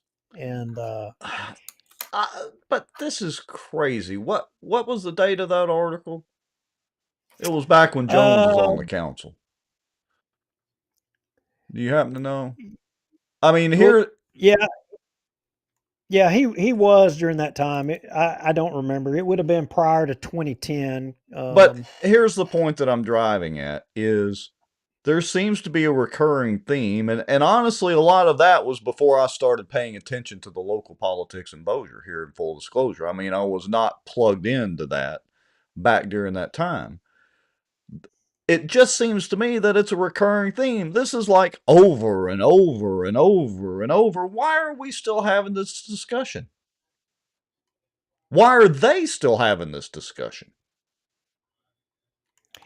Yeah, well, the point is, and the bottom line, and folks can they can say what they want to say that they value public safety, but I'm just telling you, it's my belief that they haven't valued public safety.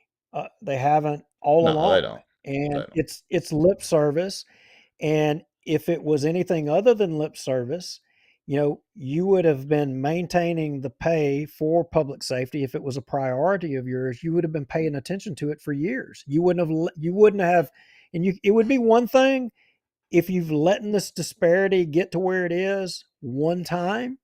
But to me, I can look back through all of these articles and y'all should know nobody sent me these articles.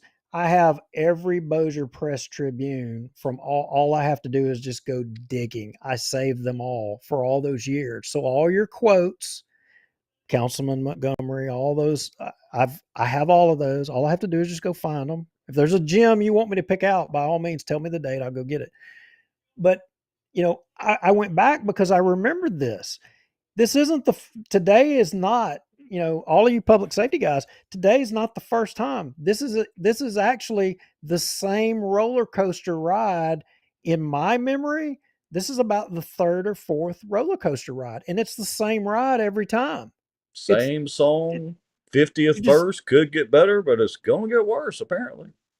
you're just getting in a different car, taking it Wow. the same way. I mean, and so if you expect something different, you're going to have to do something different because these guys are not going to do anything different. They're going to keep playing the game the same way over and over and over again.